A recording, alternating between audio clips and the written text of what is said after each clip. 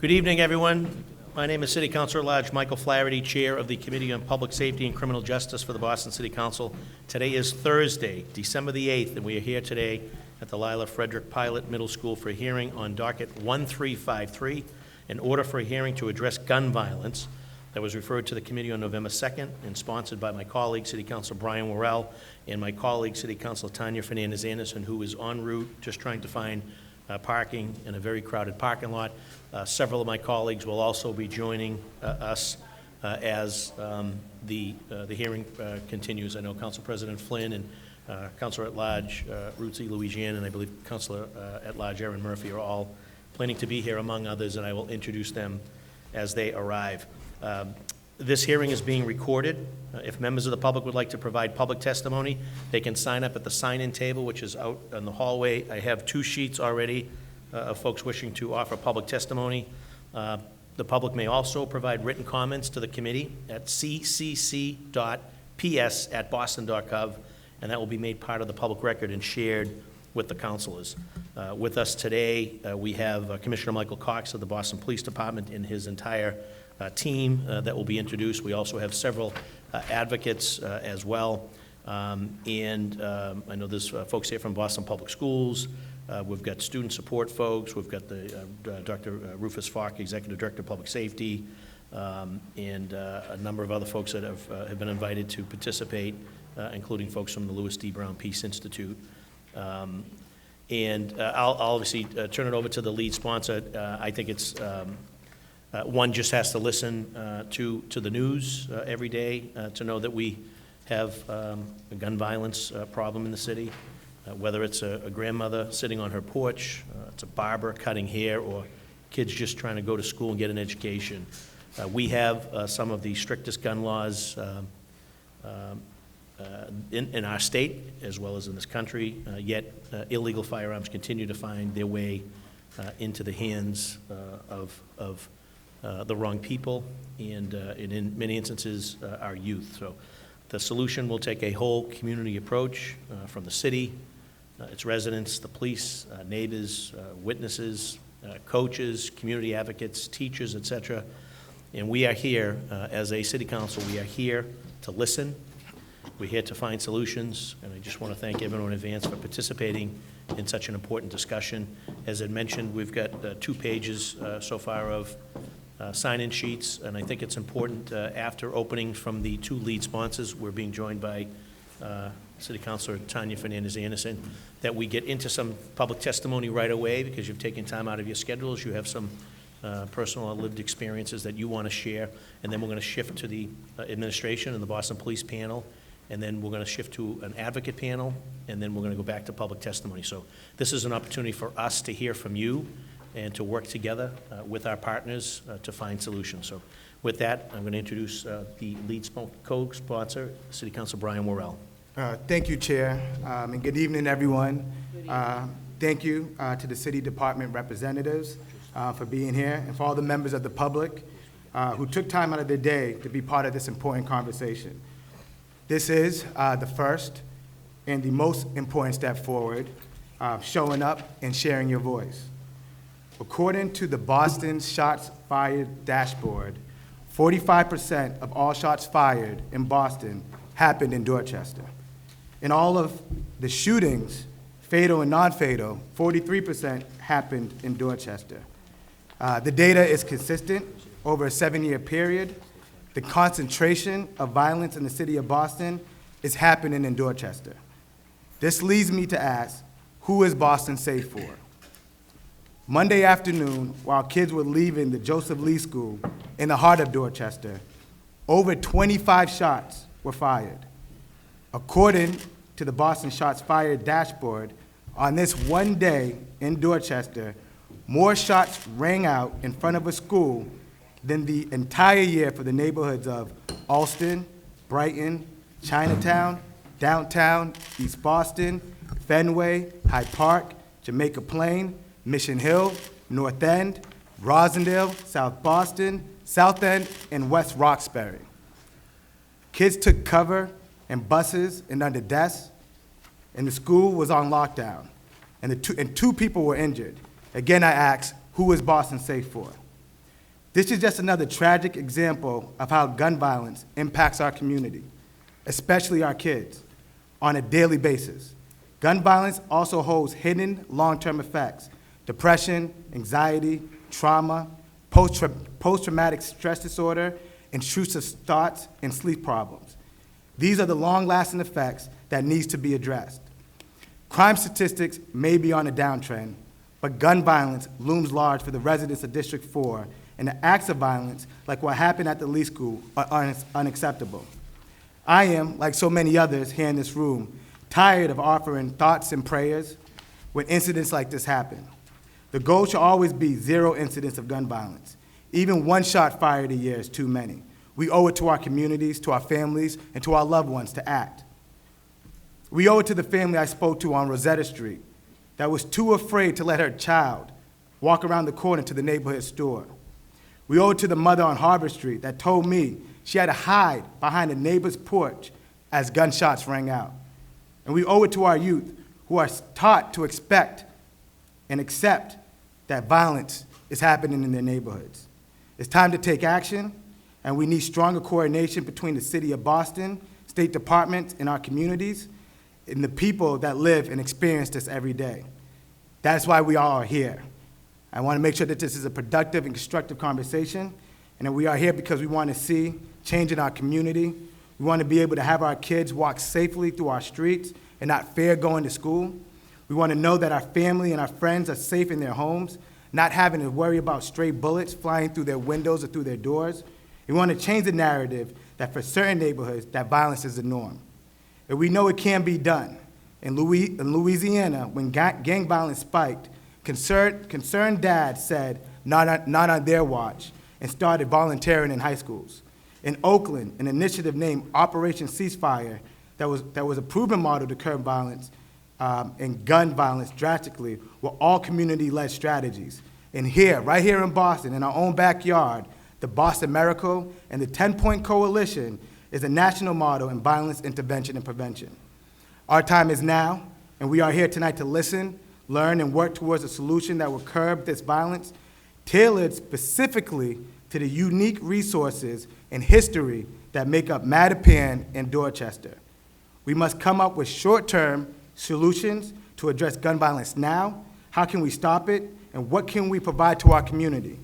And we must look to long-term solutions. How can we help those impacted heal? How can we address the mental toll violence takes? And how can we help build up a community? Today, as we hear from the city, and hear especially and most importantly from you, I am reassured that we can build a solution and finally begin to heal together. Thank you again for being here. Thank you for taking the time out of your day. And thank you for being honest, and I look forward to hear from everyone here in this room. Thank you. Thank you, Councilor Worrell. We've also been joined by my colleague, City Councilor Ricardo Arroyo, and to complete the opening process, the co-sponsor, City Councilor Tanya Fernandez Anderson. Good evening, everyone. Thank you so much, Mr. Chair. And of course, much appreciation to the lead sponsor, Councilor Worrell. My name is Tanya Fernandez Anderson, District 7 City Councilor.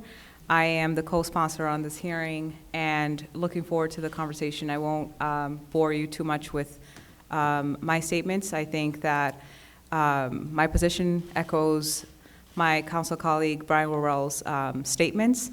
We're looking for solutions, and hopefully this is the beginning of a good dialogue where we can begin to discuss real, tangible, and pragmatic solutions to our community. And of course, as you've heard me before state this, and I'll state this again, I think that it's prime time for us to ask the city to show us the money, true investments in curbing our social determinants of health or improving our quality of life so that we can actually invest in our youth, in our communities as we know it, so that we can hopefully get our communities out of poverty and essentially not perpetuating the violence in our communities.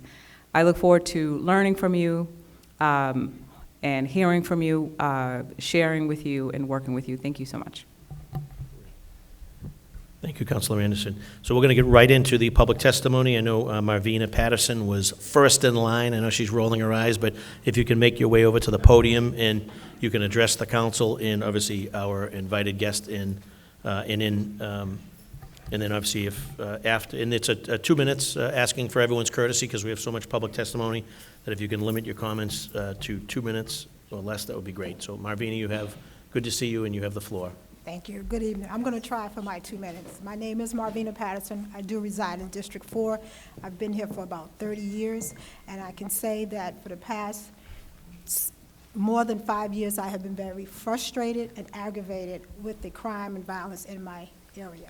I am totally disappointed with the Boston Police because there is no response when we dial 911, and when we do dial 911, there have been times that police have never shown up, or they come an hour or so later. I'm going to tell you about an experience that I had that will probably take up my 2 minutes. Earlier this year in May, I happened to be going to the restaurant Merrill's, and to be honest, I don't frequent any of the businesses in my area because I'm scared of the gun violence, but my son had turned me on to this restaurant Merrill's that sits right next to the Celebrity Barbershop. I got my food, it was like 4 o'clock in the afternoon, I exited, I passed these guys that were part of the barbershop. They were smoking weed and drinking. I was about to cross the street and I saw a Boston police officer turn the corner. The Boston police officer nodded at the gentleman that was smoking weed and drinking. I stopped the officer. I'm not going to provide his name right now, but I did file a report on him. I said to the officer, "You just passed by these gentlemen that were smoking weed and drinking." He said, "I know." I said, "But it's illegal." His response was, "I know." I said, "But we're in a public place. They're smoking weed and they're drinking." I said, "If we were in Brookline or Cambridge, this wouldn't have happened." He said, "I'm not in Brookline or Cambridge." At this point, I wanted to catch a case myself because I could not believe a police officer was actually telling me this, okay? I later called the district, found out that the Celebrity Barbershop was under surveillance. If you knew the violence was there, if you knew they were doing illegal activities there, and you had a surveillance there, why did someone have to lose their life later on?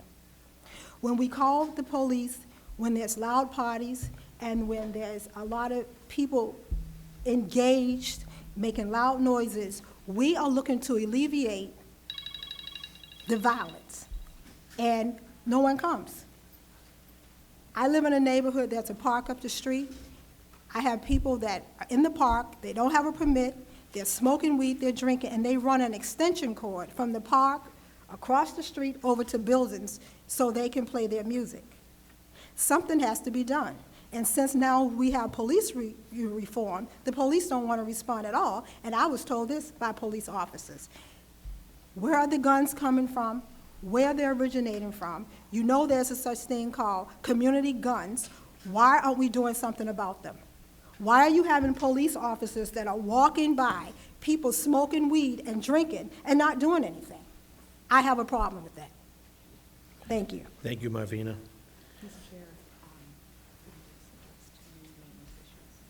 Sure. Thank you. Sorry, BPS, it's so cold that my feet are starting to get cold on these boots. Do we have heat on? Who's in charge of facilities? And can I get the Wi-Fi? I can't access anything in the computers. Are y'all okay? Is it cold in here or is it just me? It's cold, right? Yeah. Thank you. I'd like to recognize Kevin Peterson. Kevin, if you could take to the podium, just state your name and any affiliation that you have for the record, and you have the floor. Thank you. Appreciate it. My name is Reverend Kevin Peterson. Members of the Boston City Council and community leaders and residents, I'm founder of the New Democracy Coalition, which focuses around the issue of civic literacy, civic policy, and electoral justice. I live in Dorchester, one of the most violent communities in the city. I testify this evening out of a sense of grave concern and deep consternation. The recent spate of violence in Boston is a source of palpable fear, unqualified anxiety, and the manifestation of social misery that pervades every aspect of the Black community and, by extension, the city of Boston as a whole. It is ostensibly clear that violence in the Black communities in Boston has caused death, trauma, and pain tens of thousands of black people in Boston feel so abandoned as to believe that they live in an apartheid regime in a city that calls itself the cradle of liberty. We know these things to be true. If you're black in Boston, you're more likely to be a victim of murder. If you're black in Boston, you're more likely to be a victim of shooting, assaults, and stabbings or fistfights. If you're black in Boston, you're more likely to be a victim of gang violence of all kinds and in danger of being participants in our Boston public school system. I testified this evening seeking answers. During the months of October and November, the New Democracy Coalition led a series of hearings across Roxbury, Dorchester, and Mattapan. The meetings were structured to receive unfiltered testimony from community residents who live in fear in our community. Over the course of our community hearings in the Four Corners section and the Nubian Square section and the Mattapan section of Boston, more than 300 people attended collectively. Councilors, what did they say? They said that we in the black community indeed live in a state of emergency where everyday violence and fear and lurks around every corner. Councilors, what did they say? They said that the black community must be the first line of defense related to crime and violence in the black community. And on a certain level, we in the black community can do for ourselves. Councilors, what did they say? They said that the police department and the city has no clear, articulated public strategy plan that speaks specifically to the state of emergency and the crisis that the black community is currently experiencing in Boston. Members of the council, with all due respect, we ask you to ask our city leaders, who are also responsible for protecting black lives, to produce a clear plan for the black community related to safety from the current state of emergency. This plan will be and shall be and must be evaluated by the black community, and we believe that this is reasonable. We believe that where there is a disproportionate amount of crime, there should be a disproportionate amount of resources directed to those crimes. This is fair. This is in the spirit of collaboration and strategic partnership. I conclude my testimony on a note of love. Mel King, my mentor at MIT, taught me and others that love is the question and love is the answer. Mel King would also say that our work within the public square must be about the power of love over the love of power. The question we must raise tonight is, are we expressing within the local context, of our local community, notwithstanding race, notwithstanding creed, notwithstanding the boundaries or political precincts that may pervade, are we being focused on the power of love? Can we find a portion of the beloved community by making the poor, the black, the most vulnerable, and the most underserved in our city safer? Thank you very much for your time. I appreciate it. Thank you, Kevin. Chair recognizes T. Michael Thompson is next, will be followed by Reverend Dr. Bernard Coulter, who will be followed by Matthew Antoine, who will be followed by Jed Horesco. If you can sort of queue up right here behind Michael Thompson. T. Michael Thompson. Thomas, Welcome. Council. Thomas, I'm sorry. Thank you. T. Michael, just state your name and affiliation for the record. T. Michael Thomas, the founder of the People's Academy. Boston has over $18 billion in new construction. When I was growing up, there were a lot more opportunities, but here we are, individuals returning home from prison, high school dropouts, etc. When you look at every construction site, you see plates from New Hampshire, Rhode Island, Connecticut, all these other places. Look at my chest, trades not triggers. Why is it that a poor black kid in the city of Boston has been funding a program for over 15 years out of pocket, and when this city is enriched in billions of construction. Here is an opportunity for us to support this program, the People's Academy. Let's teach some of those individuals a trade that they could pull themselves up by their own bootstraps, like you're always preaching. On the corner of Quincy and Warren Street, we went through a lengthy process. We got a plot of land to build a trade school with living workspace to get individuals off the streets. But to this, right now, to this day, there's billions and millions of dollars in the city, at the state level, and I'm watching every program is being funded, except for the People's Academy. Now, why is that? I've spent over $500,000+ out of my own pocket to train individuals to make them employable. Am I an elected official? No, I'm not. But why am I coming out of pocket? Every year, I've watched 4 mayors into office, and never once did this city give us $1 to train those same kids that are turning to the streets and killing each other.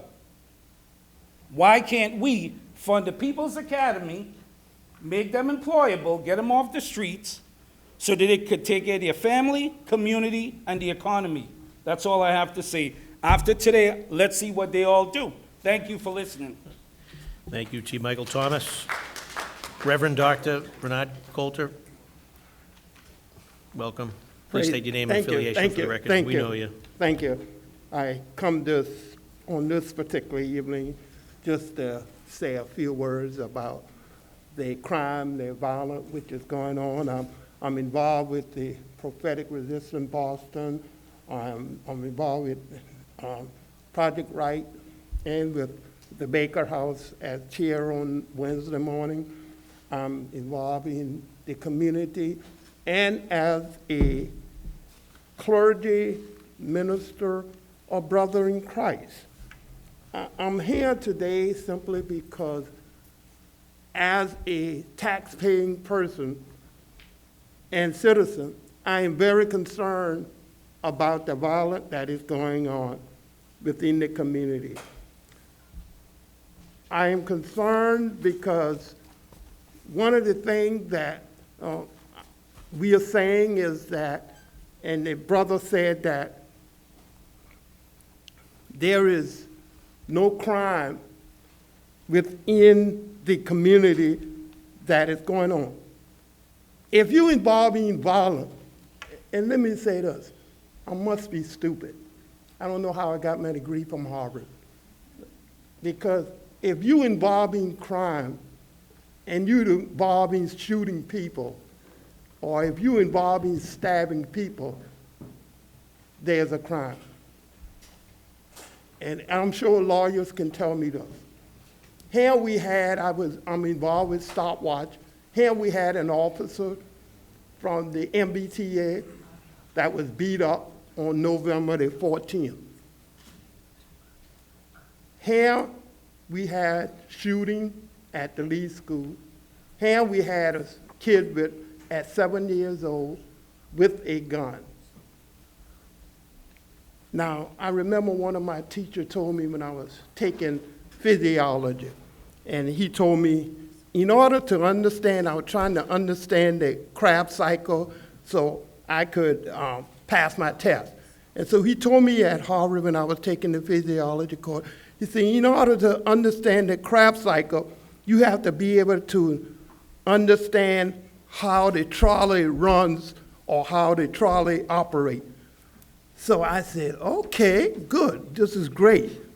So I'm saying to us today, and I would like to conclude, according to 1 Corinthians chapter 13, verse 13, and he said in 1 Corinthians, and I thank Lisa for having me here and telling us about this. I would like to say that he said, the important thing to have, he said, is love, hope, and charity. And I see we need to learn how to value and to value our lives. Because we value our life when we were coming up as kids. We grew up, there were not policemen in the school system. We were able to, well, I know our policemen were our parents and our teachers. And, but I'm here and hope that we can somehow come to some type of solution in order to reduce crime within the environment. That's it. Thank you, Reverend Doctor. Matthew Antoine. Matthew Antoine.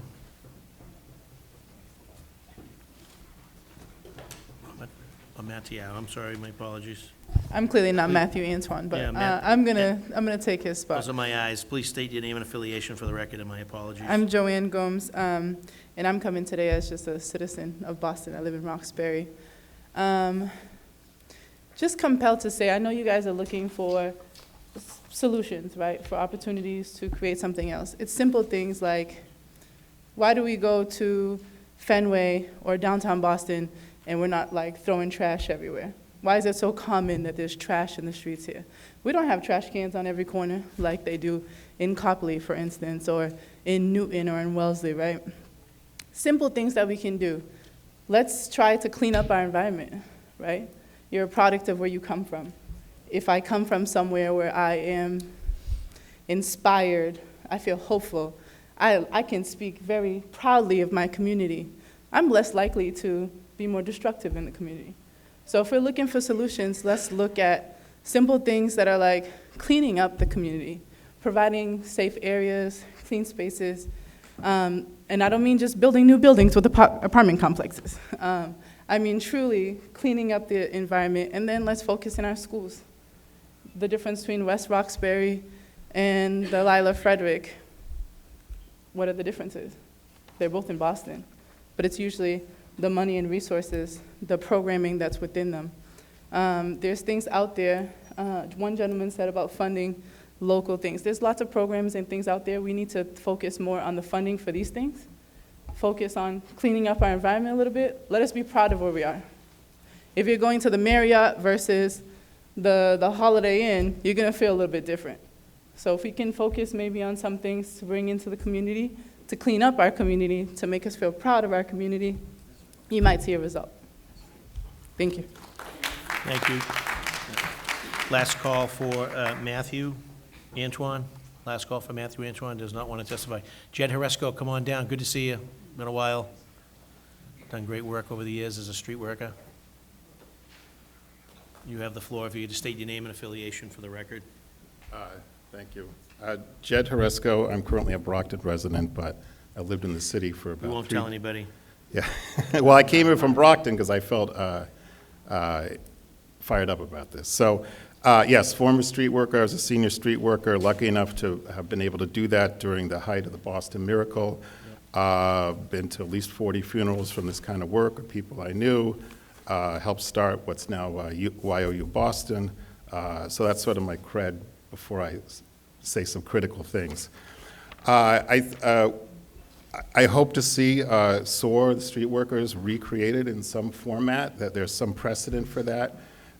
My mentor, the street workers, was Chops Porter, fantastic youth worker. He could go to almost any part of this city and personally squash beefs. But he had worked for the Youth Activities Commission, and many of the civic leaders of this city, Jeep Jones, the school that's down the street here, many of these folks were actually Youth Activity Commission youth workers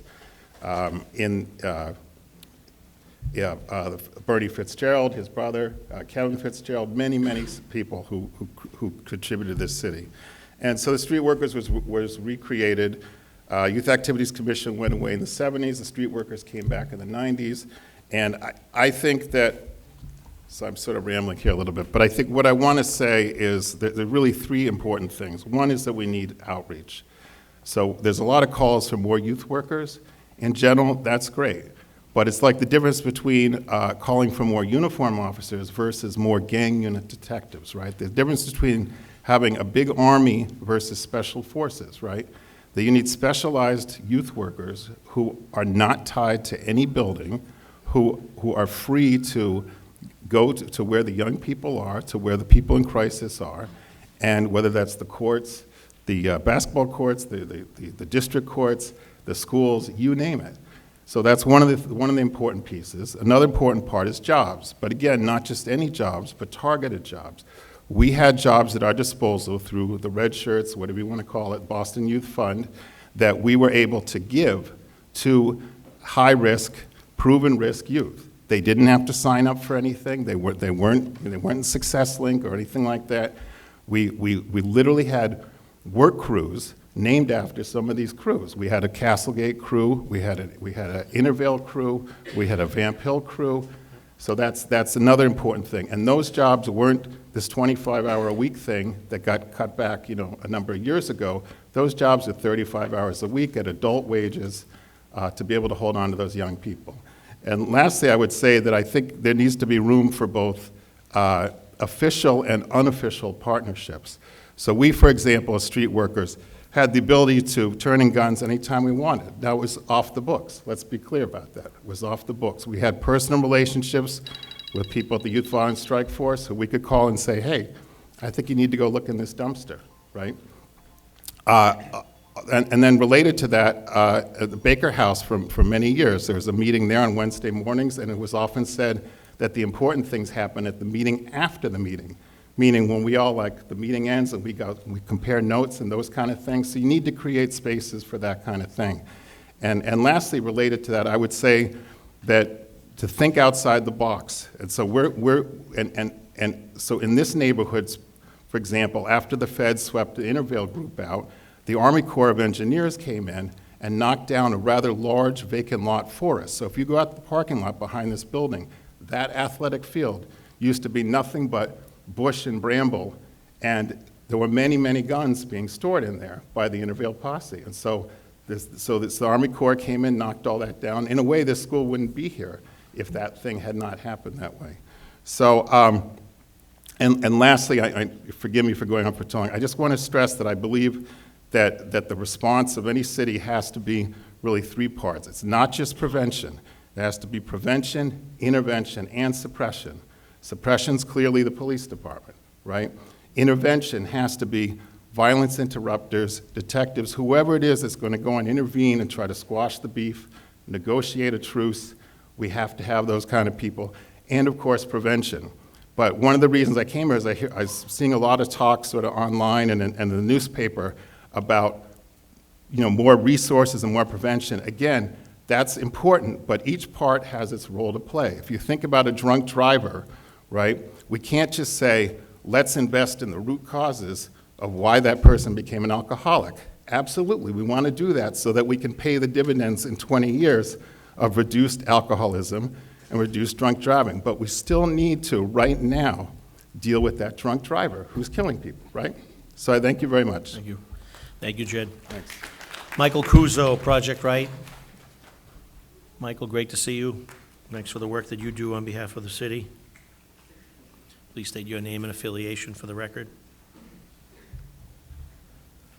My name is Michael Kuzo from Project Right.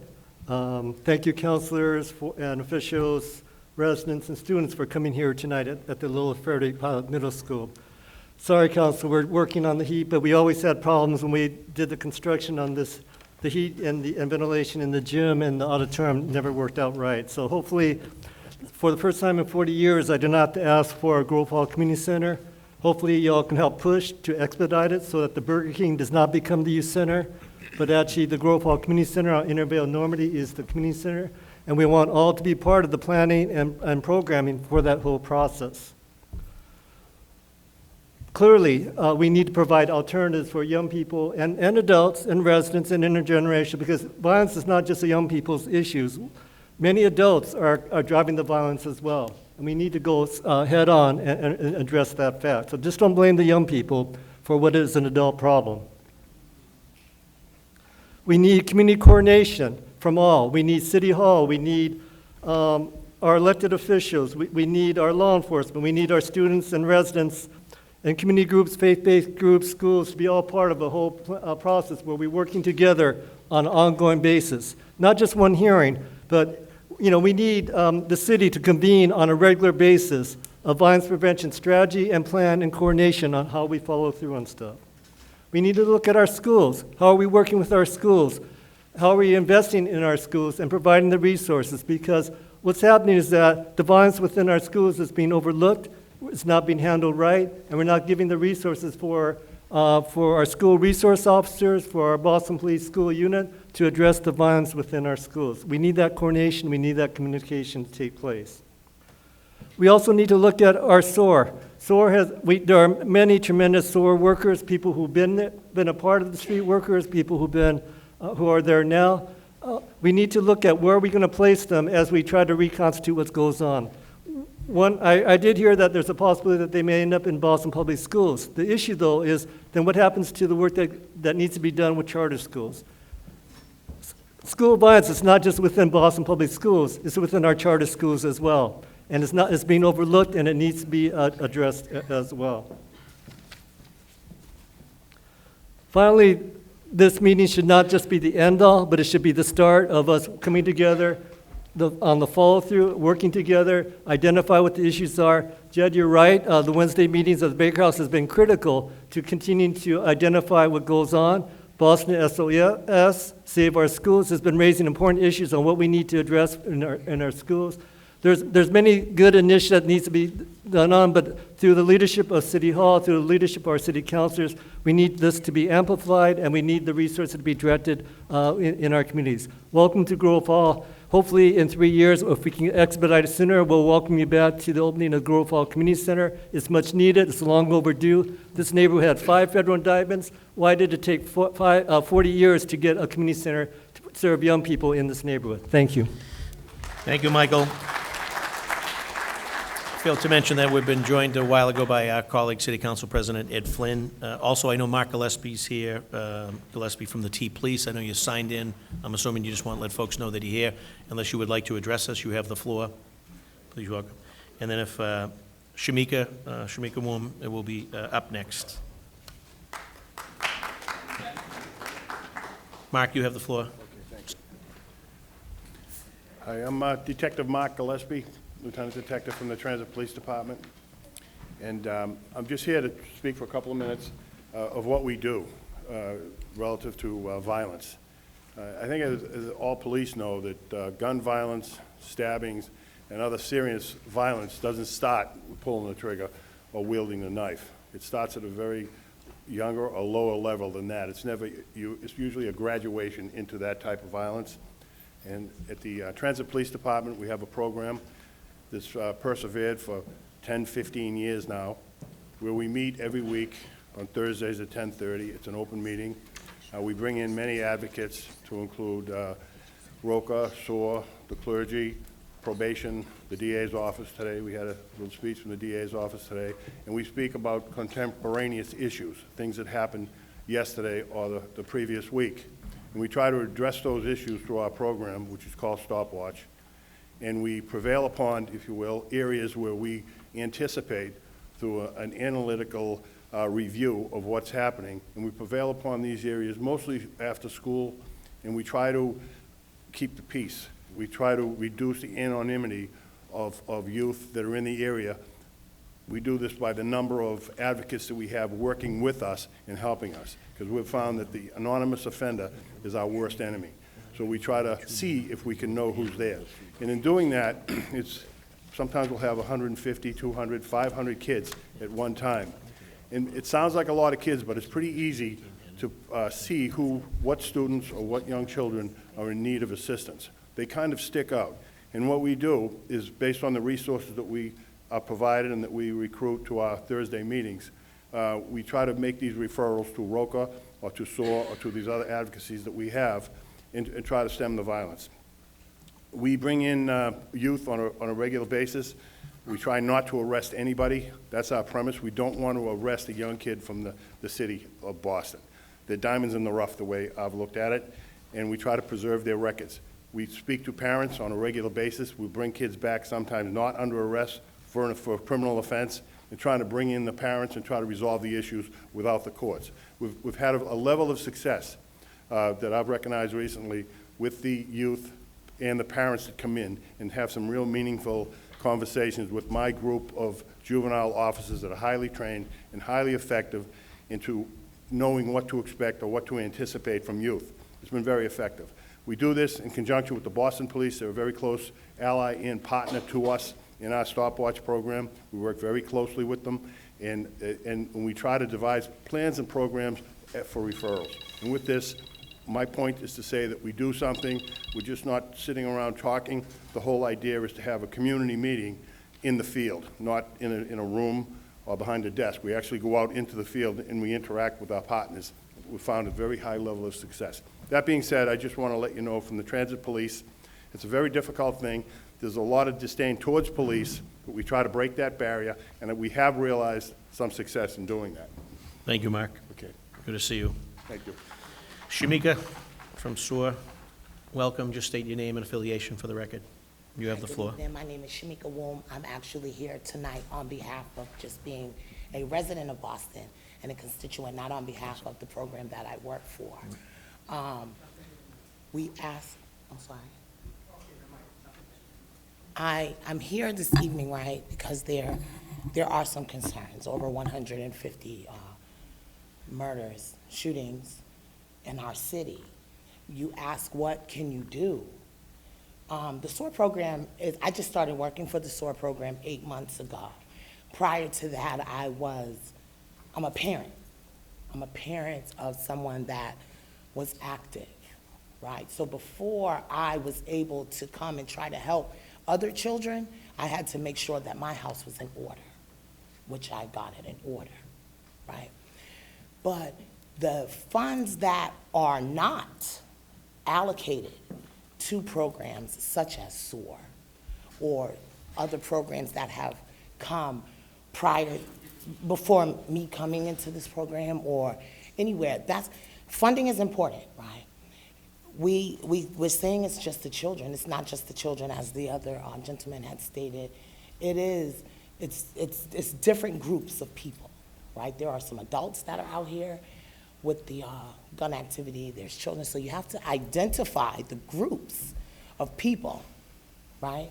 And know how to deal with them effectively, right? Because you can't approach an adult in the same manner that you would approach a child. So that's what, and we talk about prevention, we talk about the intervention, right? But you would put mediation, because mediation in this work, there is the mediation portion of it, right?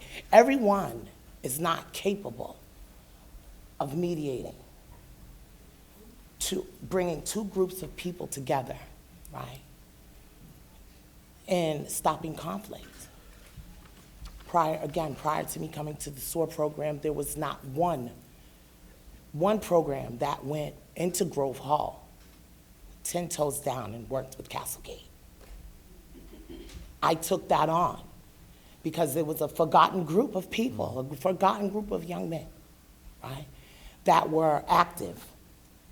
They were active, they were unemployed, they were catching cases at an all-time high.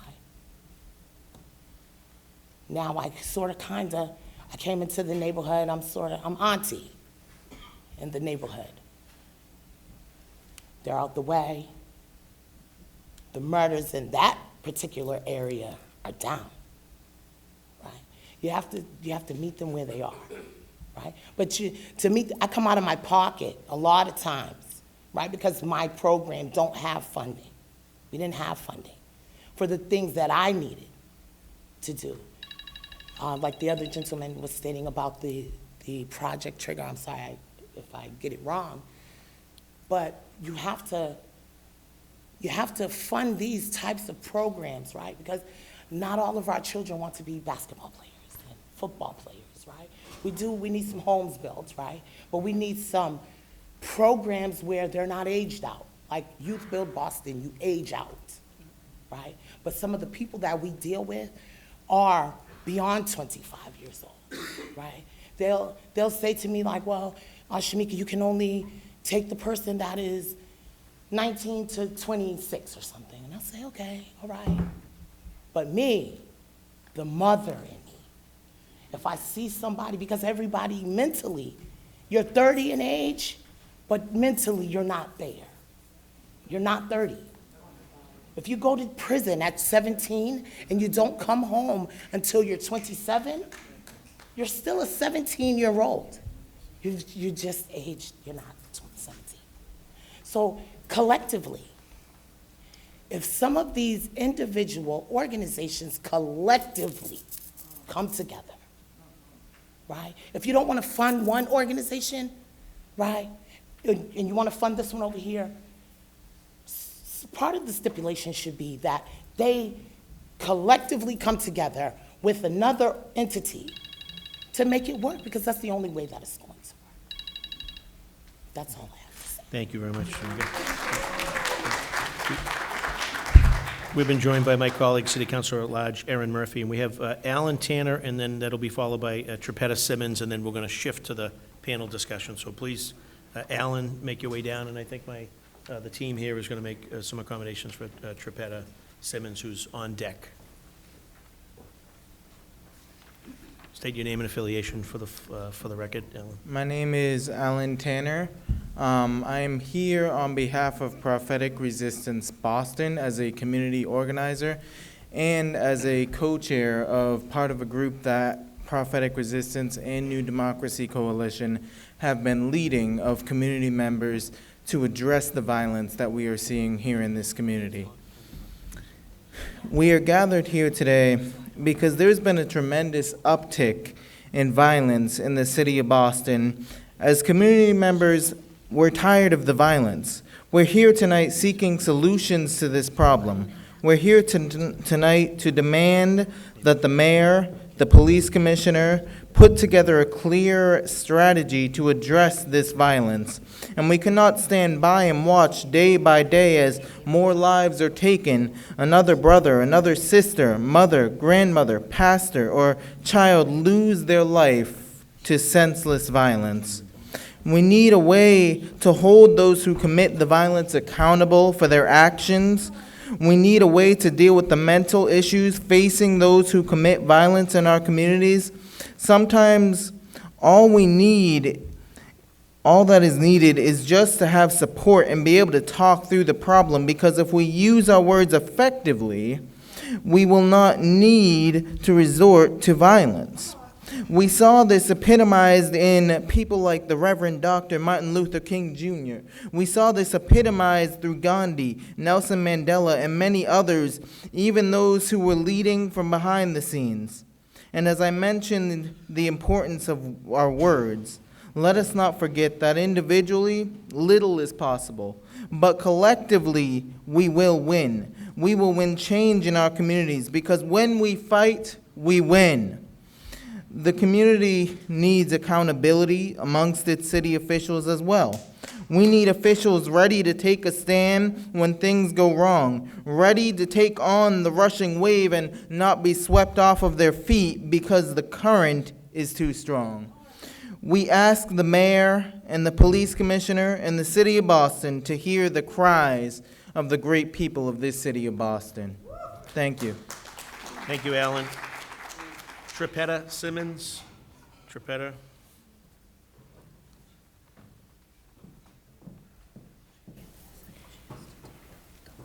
Yep.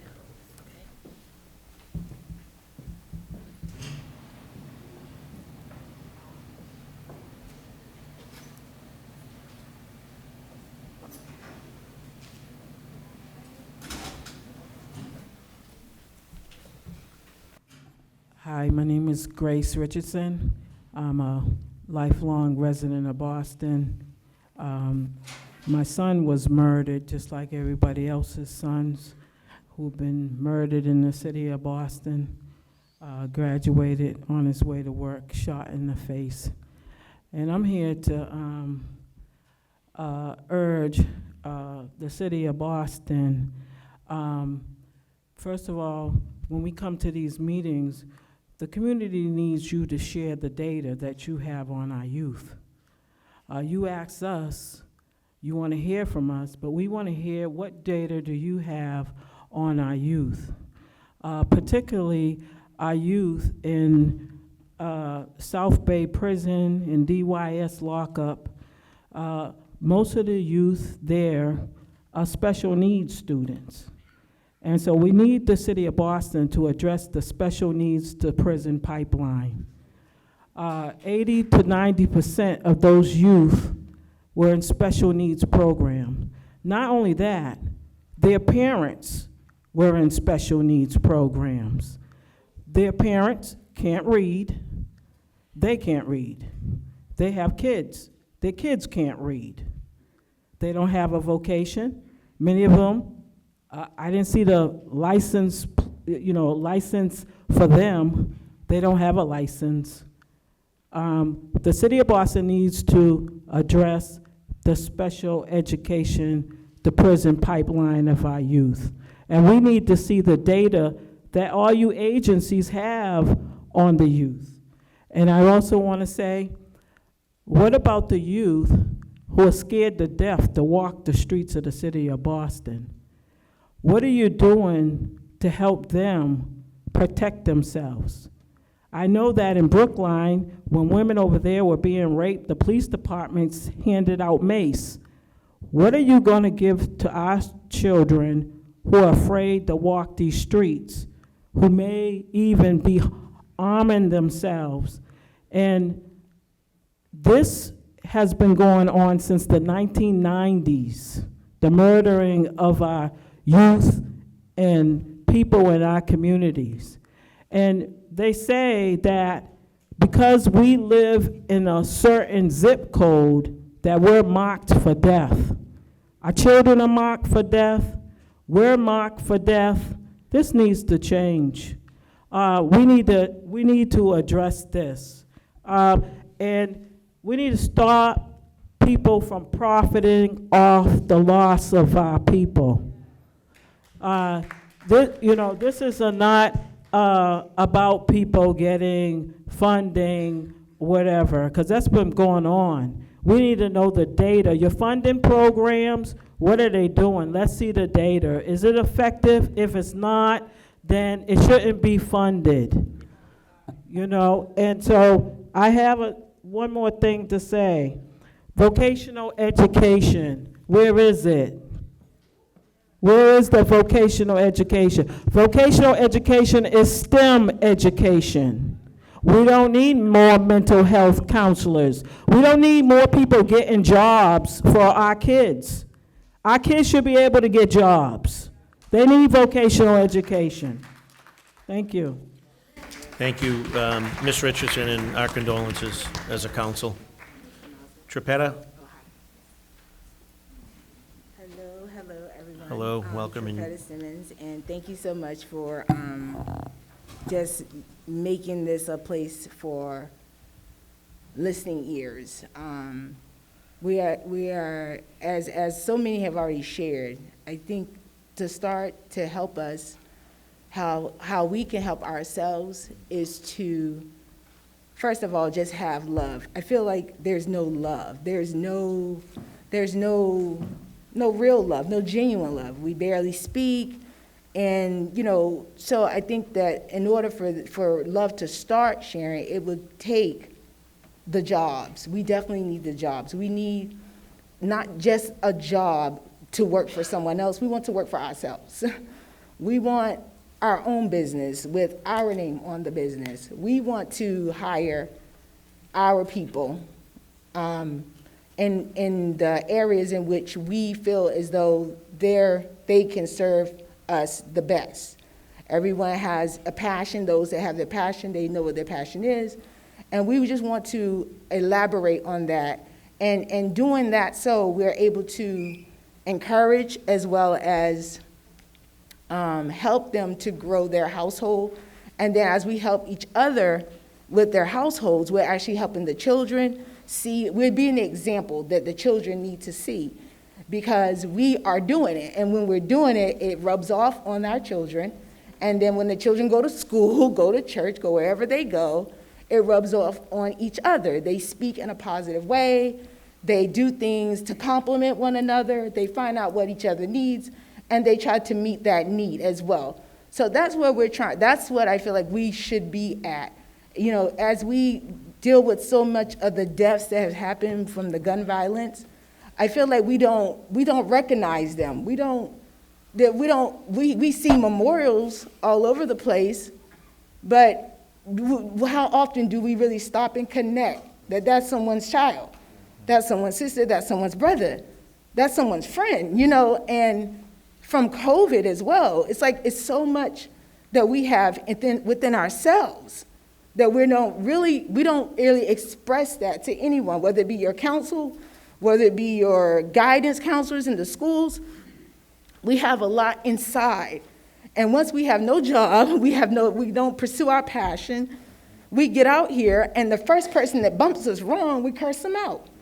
You know, and it's not because they did something wrong, it's because we have so much inside that we can't tell anybody. And then we tell people, and still nothing happens. So what's gonna happen? It's like you have animals in a cage, and after so long, they're gonna turn on each other. And that's what has happened in the Black community. And I wanna say, when I came through the door, I noticed that a lot of sponsors were churches. And I saw two, I think it was one like Prince Hall Mission, at Prince Hall or something like that is like a sponsor, I think. And my thing is, how often are your doors open? I don't see you being the Christian figure, the Jewish, whatever figure you are under whomever you believe is the highest, okay? So if that's what we're gonna do, if that's what we're gonna say that we are, we have to be the example. You know, we have to show our kids that this is a Christ-like life, or this, you know, we have to be more of an example. And we have to also, like I said, the jobs, once we create the jobs, it will get people's minds from being idle. When you don't have nothing to do but smoke weed and cuss out somebody and have a 40, and then the police roll up, you know what I'm saying? It's like everybody's got to put stuff away. And I hate that that's what has to happen, because they too don't look like us. So if I'm on my porch and I'm having a great time with my grandchild, which I don't have any, but with anybody's grandchild, somebody's a grandmother in here, put it like that. So, and that should be a community. That should be they should feel safe just going next door. They should feel safe walking to school. You know, and it's not about police presence. Honestly, I feel like if you are a police and you don't live in Dorchester, when you come to Dorchester, don't have on your uniform. You need to look like somebody who's really about loving me. Don't just be there to so-called protect me. I don't need to see you flash your badge and all these things. You know, just be a real person. Just be a real human being. And acknowledge the fact that, you know, we have tough times, and you too have tough times, but just make it more of a friendly atmosphere. Make it more of a true brotherly love. The same love you officers have amongst one another, that blue line, then you need to expand that blue line and get from behind the blue line and come on over on the Black side as well. And share hear our pain, know where we're coming from. Get to know who we are. Go to the neighbor's door. I think Jamaica Plain used to do that. They go door to door to door. And it was like just to say hi. You see a woman coming out of her house or coming from the grocery store and she's got bags. I don't care if you're sitting in your car running at the red light, get out and you help that elderly lady. You show some respect. That's how I was raised. I'm from Carolinas. So, I mean, that's just how we were raised. We to help one another. We speak to one another. And you don't have to, and that way, let me say this, that way you don't have to feel like you're the hero showing up. If you're always there, if you're always present, if you're always giving a hoot, caring, it just will rub off, and it will help us tremendously. It will help us all.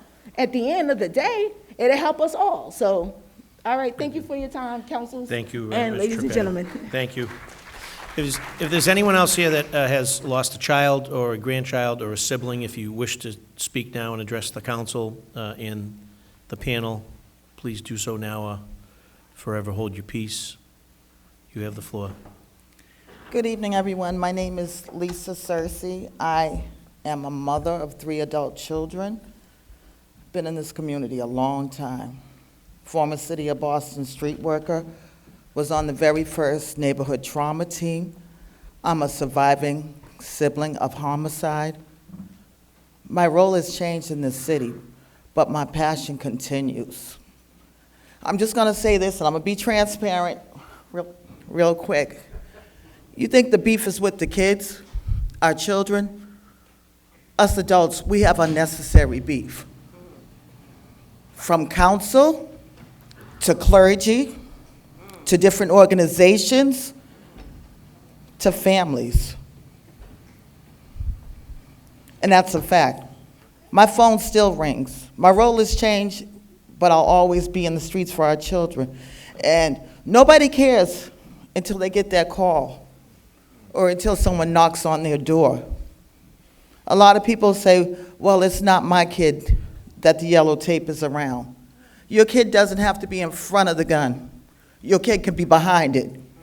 And so until you can realize that, because we can have meetings on top of meetings on top of meetings that we've been having meaningless. But until we, us, now, squash our beef, our kids they're gonna keep beefing. And that's a fact. And anyone that wants to challenge me on that, you probably don't like me anyway, but oh well. But at the end of the day, no, I'm serious, because it's just, a lot of our kids are self-medicating. Now, see, this is stuff people don't want to talk about. They're self-medicating, and they're dying of fentanyl overdoses. So they're not just dying by guns. The weed is being laced. The Percocets are being pressed. There's suicide amongst our young people. So if you think this isn't happening, and guess what? It's not a black or white thing. My brother was murdered with his white woman, for the record. So when we go, oh, it's not, my next door neighbor is white. So it's a community, it's a city. You may not hear what's going on in West Roxbury, Hyde Park, but trust me, there's shots fired there too. So with that being said, let's squash our beef first. Thank you. Thank you. And Melinda Aguilera. Melinda Aguilera. Name and affiliation for the record, Melinda. Good evening. My name is Melinda Aguilera. I am coming here on the behalf of 365 DAD as well as 98.1 FM, the Urban Heat. We are part of the iHeart, only black-owned radio station currently on the iHeart platform. I know many of you people up here already. Now, why am I here? I'm here for 3 reasons. I am tired of our young people having buttons on their back of their backpacks as they walk past me every morning of their friends. Our children are living in post-traumatic stress spaces. This is a fact. I am somebody that loves metadata. See, numbers don't lie. Somebody said earlier that Jeep Jones and those that came. Some people in here know who I am and where I come from and why I speak the way I speak. Some people say, she seemed like a preacher.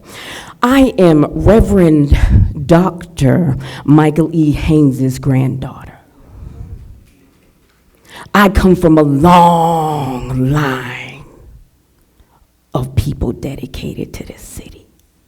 There are many firsts that come out of my family, and it doesn't stop here. See, when you want to be elected and you come into my neighborhood and you ask us for your votes, then we get all of the accolades necessary of the hopes and dreams that we need in our community. And then somehow it just kind of dissipates as the time goes by.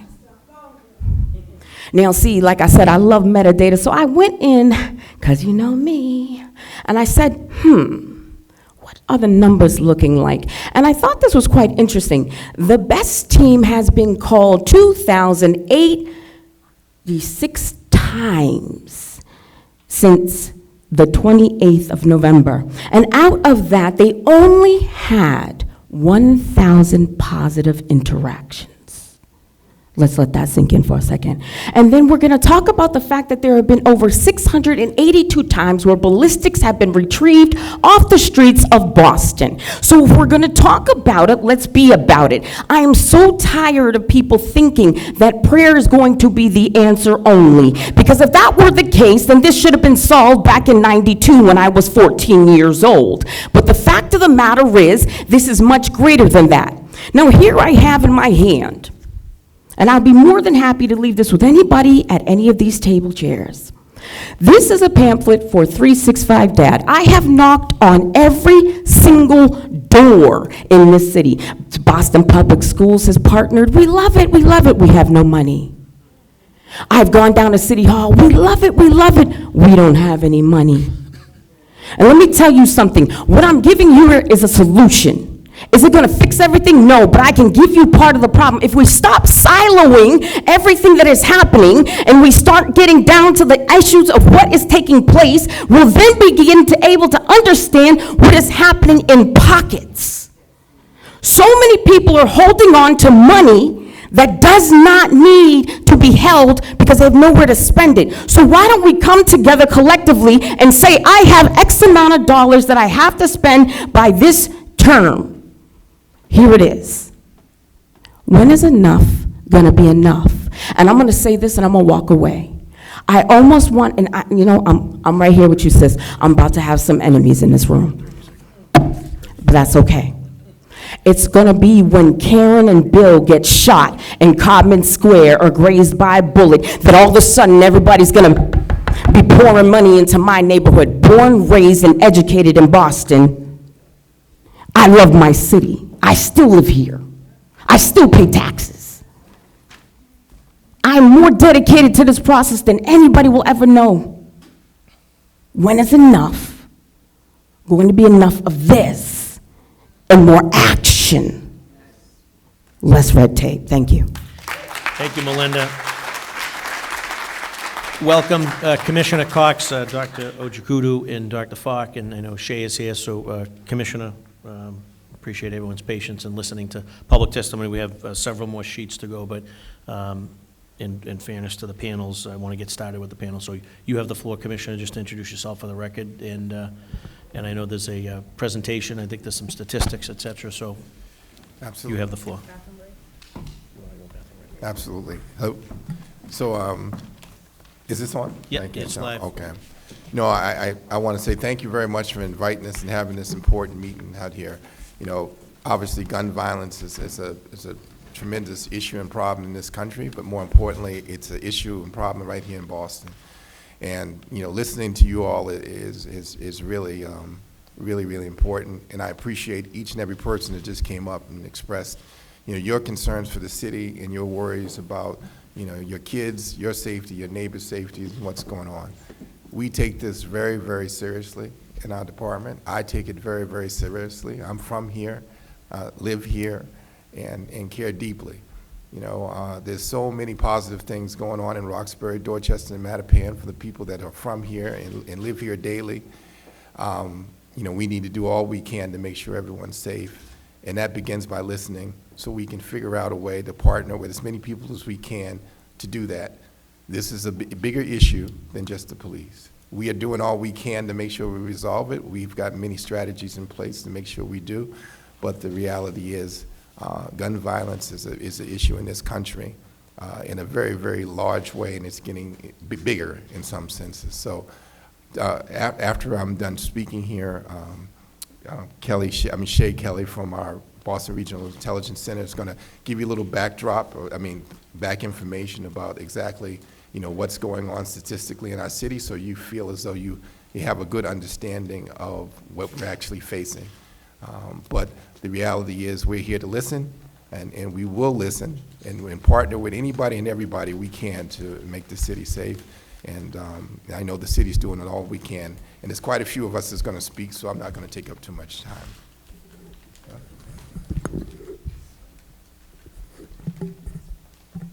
Thanks. Thank you, Commissioner Cox, and Thank you to the council and everyone here today. Like you said, my name's Shay Kelly. I'm a senior analyst at the BRIC with the Boston Police Department. Today I'll be providing some overview statistics and historical context as it relates to firearm violence in Boston. Start off with Part 1 crime. So last year in 2021, Boston experienced the lowest number of Part 1 crime that we've seen since statistics were reliably tracked in 2006. Year to date, we're down 188 total Part 1 crime incidents, heading towards another historic low. Taking a look at the shootings going back to the 1990s, take a look at the graph there. Last year, we had the second lowest number of total shooting victims that we've seen in the past 18 years. This is surpassed only by the years following the Boston Miracle in the late 1990s. Next slide. Furthering last year's downward trend, total shooting victims have decreased by 9% year to date, with 173 victims. This includes 30 fatal and 140 non-fatal victims. It's a decrease of 25 non-fatal victims and an increase of 6 fatal victims. It's worth noting that with this 6 fatal victim increase compared to last year, we also had historic lows last year with the lowest number of fatal shooting victims that we've seen in 10 years. Bearing a significant change in the next several weeks, 2022 will likely end with the lowest amount of shooting victims that we've seen in 22 years. Next slide. So Raise your moving. voice, Shay. Just raise your voice. I'll pull the mic Pardon. closer. Okay. Just project, please. Is this better? Yes. Okay. Pardon. Looking at these shooting decreases, these mostly occurred in B2, which is comprised mostly of Roxbury, and B3, which includes parts of Dorchester and Mattapan. Despite these decreases, we've seen consistencies based on demographics of shooting victims. Year to date, 70% of shooting victims were Black or African American, 16% were white, and 13% were unknown or not reported.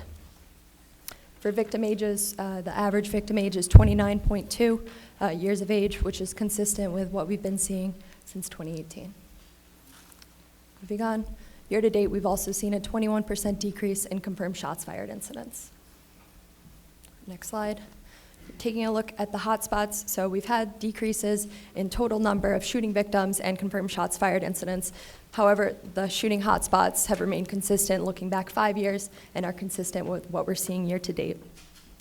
This firearm violence is concentrated in Roxbury, Mattapan, and Dorchester, including the neighborhoods of Franklin Field, Grove Hall, as well as the Four Corners area. The exception to this is the decrease that we've seen in the Uphams Corner area since 2021. Next slide. We're also seeing an increase in firearm recoveries. BPD has recovered 64 more crime guns this year than we saw last year, which is an 11% increase. Total crime gun recoveries have continued to increase annually since 2019. This reflects deployment of officers in high firearm areas. It also reflects a wider availability of illegal firearms. Looking at firearm arrests, we're pretty steady with what we saw last year, with a slight decrease of 1%. It's worth noting that 39% of individuals arrested on firearms charges this year have been previously arrested in Boston on firearms charges. 79 of these individuals had 3 prior firearm arrests or more in Boston. Lastly, I'll point out a trend we've been observing since 2019, which is the increase of juvenile firearm arrests. Year to date, there have been 84 juveniles arrested in possession of firearms. This is an 82% increase when compared to the entire year of 2021. Since January 2021, 21 juveniles have been arrested in possession of firearms twice. In summary, shooting victims and Part 1 crime continues to decline. Bearing significant changes, we'll see the lowest numbers for total shooting victims as well as Part 1 crime than we've seen in several years. Also to note, though, we're still seeing the same concentration of firearm activity in Boston, in Dorchester, Roxbury, and Mattapan. We're also continuing to see increased juvenile involvement and increased juvenile firearm arrests, as well as repeat offenders, accounting for a significant number of those arrested on firearms. That's all I have. Thank you.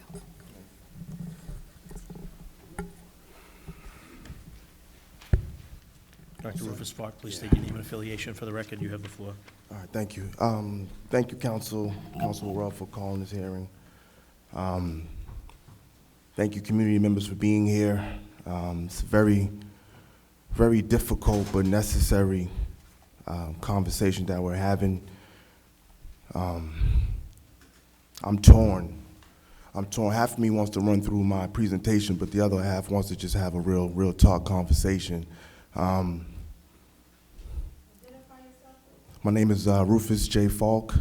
I currently serve as a senior policy advisor to the mayor in areas of public safety. Previously, I was a director of public safety, lifelong resident of Roxbury, and I'm wearing that hat now as I speak because we just witnessed the numbers, and it's a balancing act. The numbers are down, but if you lived on Humboldt Avenue, if you lived on Lucerne Street, if you lived in Franklin Hill, if you lived in any other neighborhoods that have experienced a homicide or a shooting, every homicide or shooting brings you back to that moment.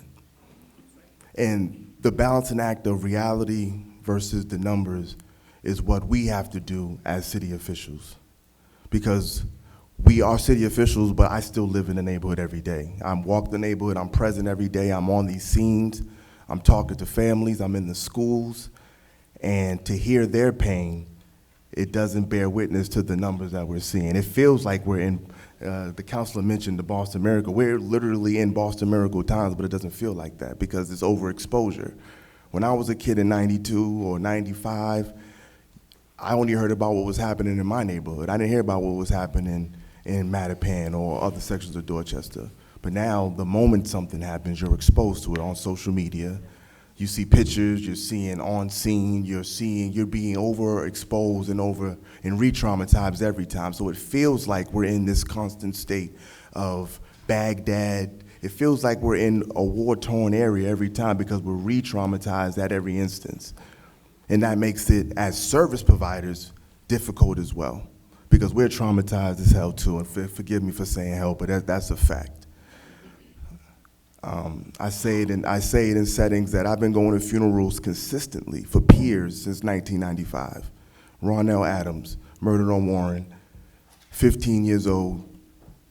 I'm 40 now, 27 years, I haven't taken a year off. Just lost two peers, well, one peer on Yarmouth Street, another one, a young person that I worked with on Harvard Avenue. And this was a young man who transitioned out of gang activity. He was a working father, murdered broad daylight.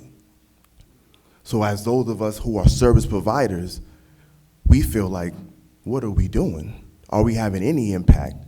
Even though we know we are having impact, but those instances make you feel like, what the hell are we doing? So this conversation is gonna be a systemic one, how we're gonna improve the system, talking about what the policies are going to be moving forward, what the strategies are.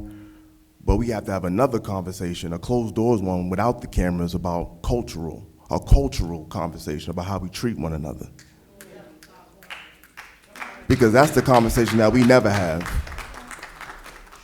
We never talk about that. How we talk to each other, how we backbite each other. You know what I'm saying? How we rarely support some party if we don't think we're gonna benefit directly from that support.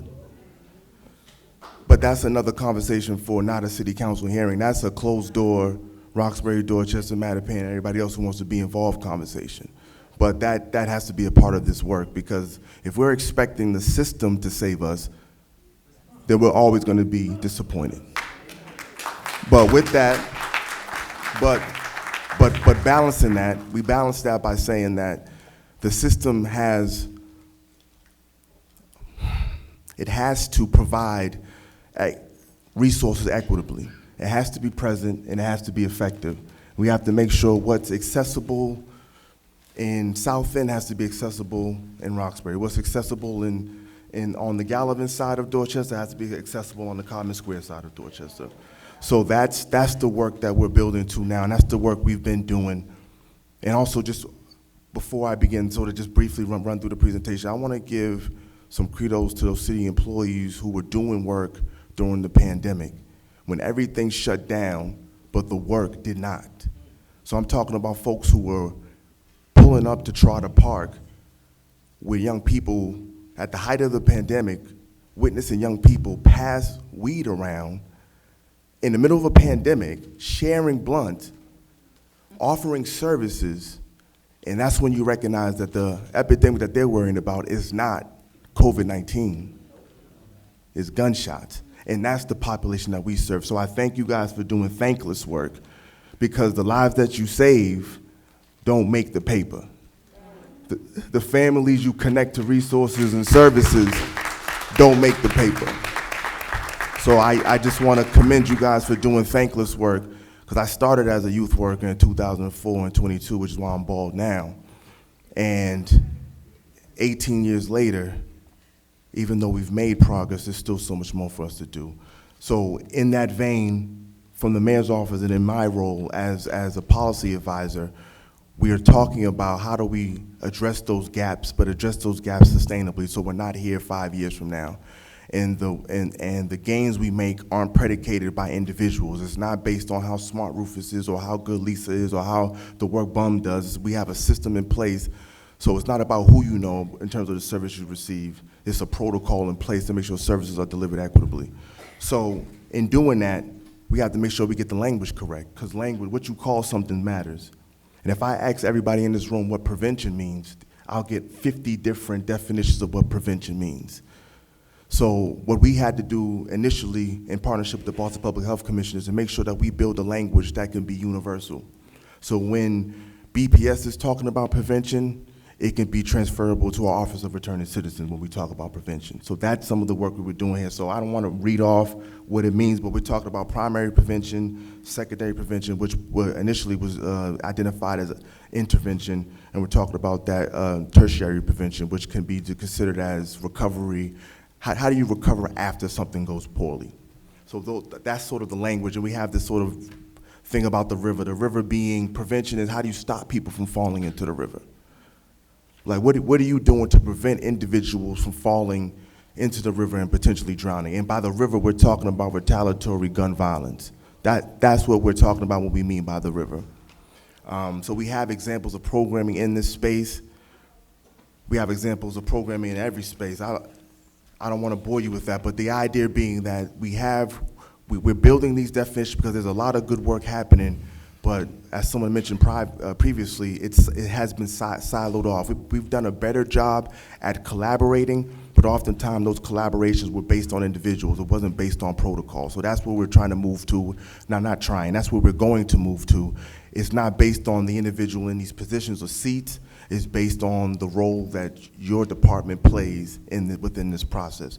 So we're doing this work to build the language, but it's not just about what's happening inside. We have community working, so we have working groups right now. We're talking to population, we're talking to members of the clergy.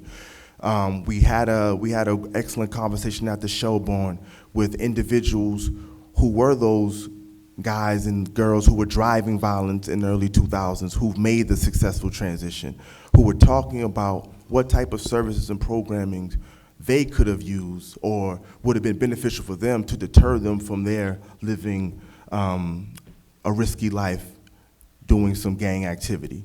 So it was an opportunity for departments to not talk, to hear from those folks who were driving violence, like what would you like to see? What type of programs were you offered? They talked about the trades. I have individuals who are 35 in the trades, 3 years in, talking about what would it look like if they were 19 having that opportunity to do so.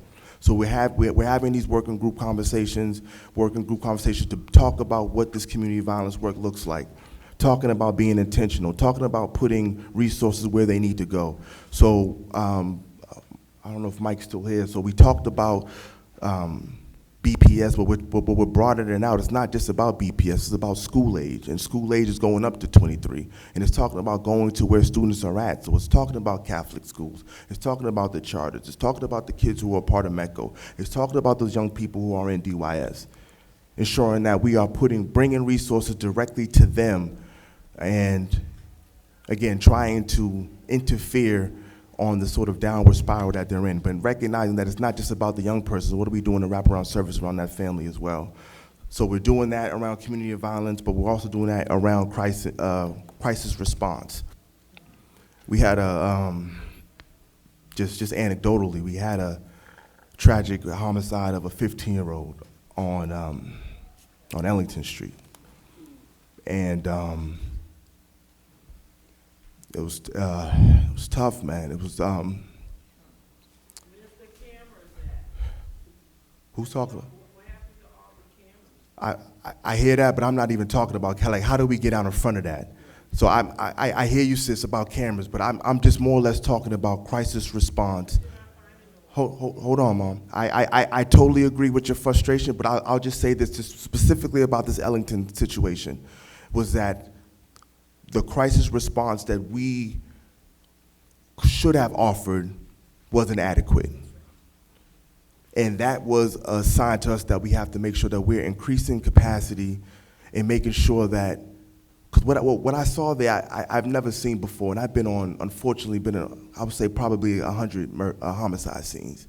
But what I saw there, it was about 50 13 to 17-year-olds literally drinking Don Julio.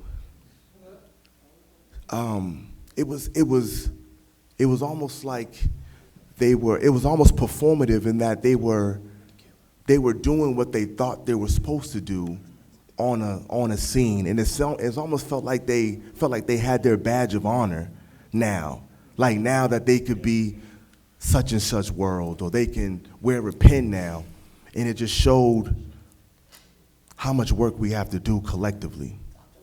I'm sorry to interrupt you, however, I was on that scene, right?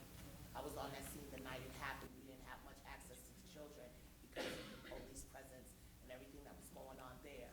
However, Mr. Scott, Reverend Scott, I'm sorry, and some others could bear witness that we did witness them drinking, right? But we also came together to collectively and told them what they were not supposed to be doing. Shamika, I think you're misinterpreting. I'm not criticizing service delivery. I'm just saying that for me, it was eye-opening to me that our young people were that hurt. They are very hurt. That they were that hurt, and capacity-wise, and capacity-wise as a city. Not just that scene, though. No, I agree. I agree. I agree. I agree. Hurt. Now, all right. Let's.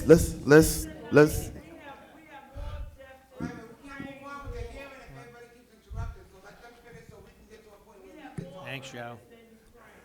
All right. Again, I get it. I totally get it. Frustration is real. I get it.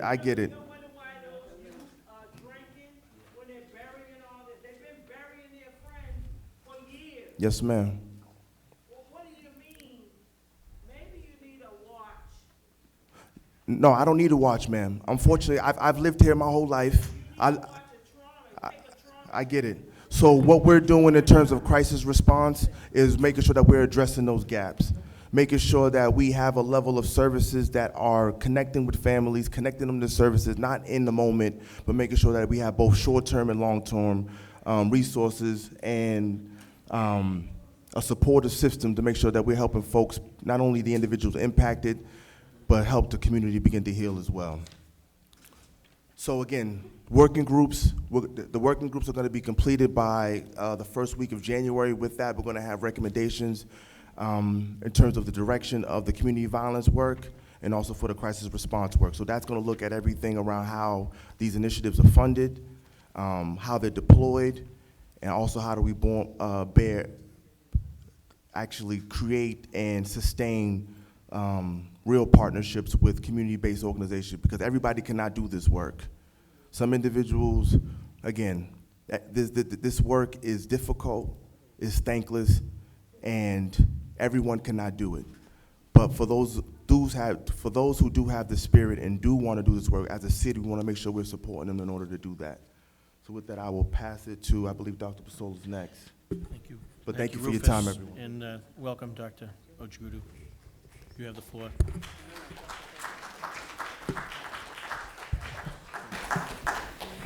Good evening, everyone, and thank you for being here. I'm honored to be here.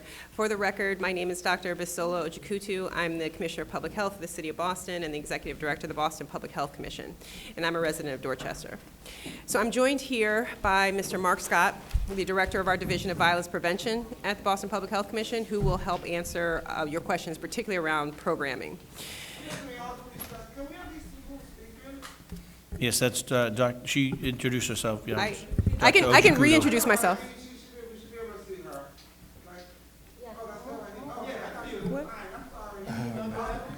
No.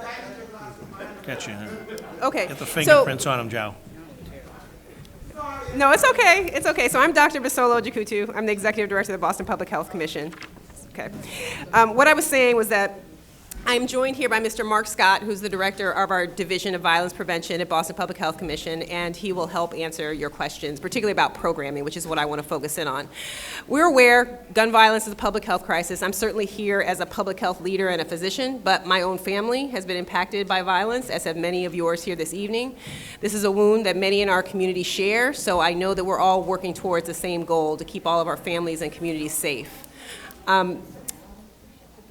The Boston Public Health Commission works under the premise that gun violence can be addressed through a comprehensive approach and intentional effort, which I will discuss this evening. I do want us to have an opportunity to really talk and to delve into some of the programs that are being offered, because the city and your tax dollars are being used to pay for these programming, and I really do want to get into the details there and talk about, what we're doing, what we're not doing, and what we need to do better. So I think we have some slides. I'm just not sure what's up on the slides. Okay. So if we go to the next slide, you'll see a triangle, a pyramid. So Dr. Falk mentioned this idea that we really focus in on primary prevention, so actually preventing violence as well as intervening, and then doing, work to heal, which I think is of critical importance. The Division of Violence Prevention is made up of some extremely dedicated, committed public health professionals, some of whom are here. They've really dedicated their careers to making Boston a safer place.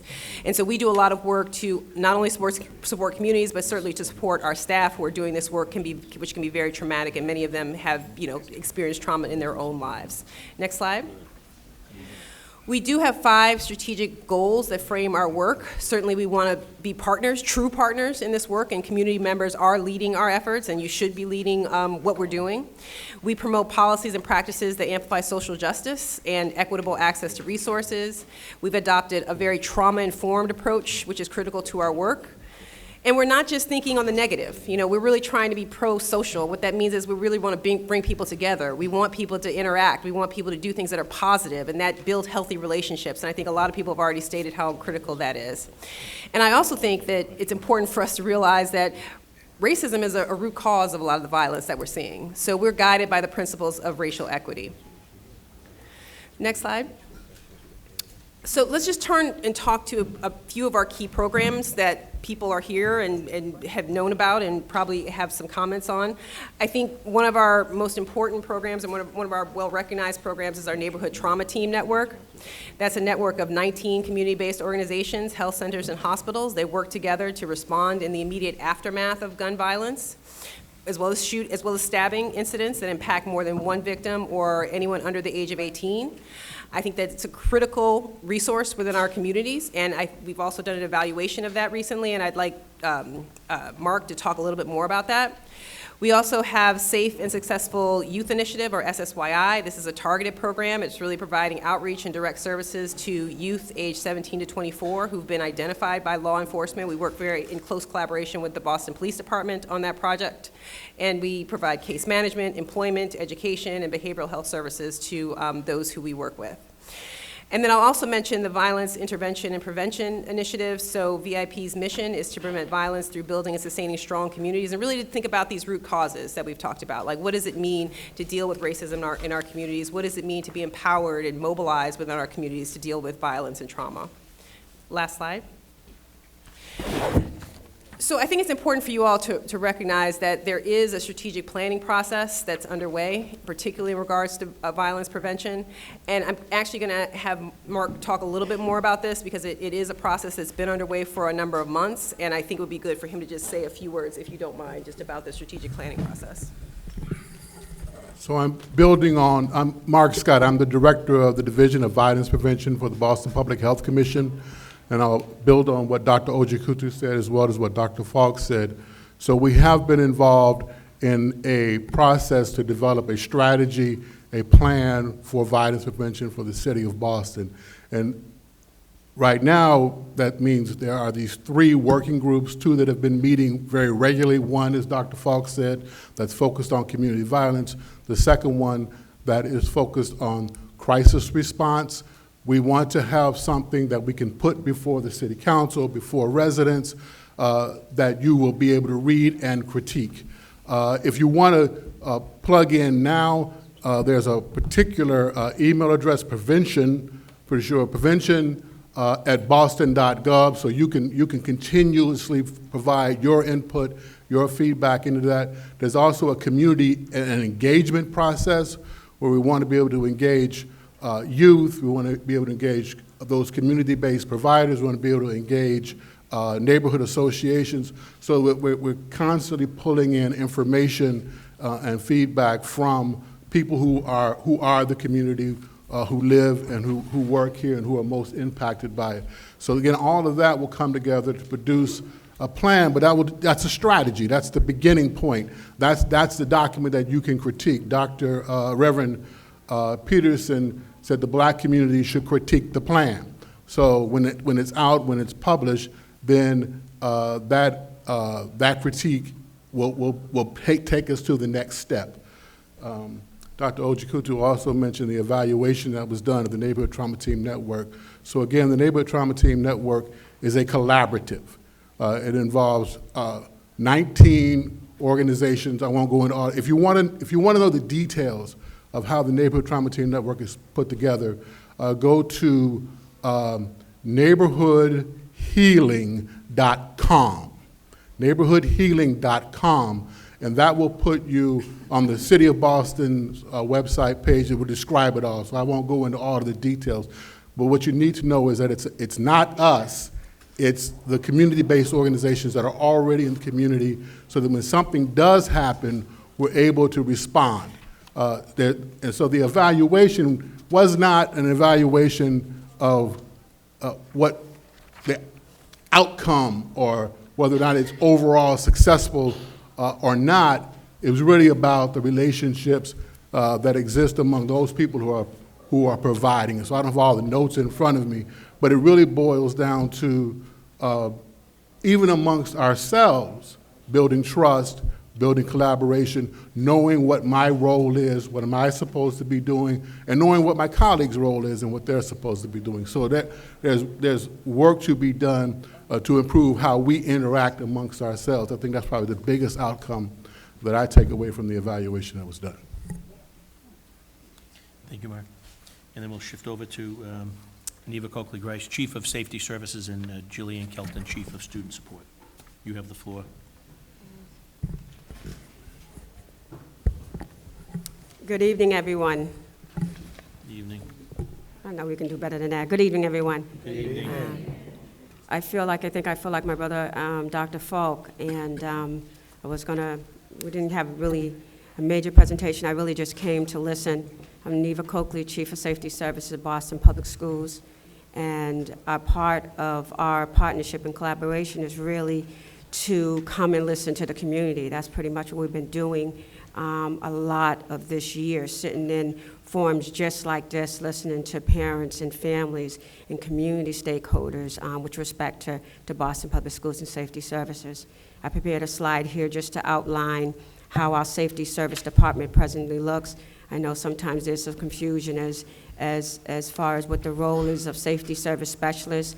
If you know, previously we had to transition from school police officers to safety services about a year ago now, but we do have Safety Service Specialists who focus on our primary mission of keeping young people safe in our schools and working collaboratively with additional stakeholders, not just in BPS, but within our community.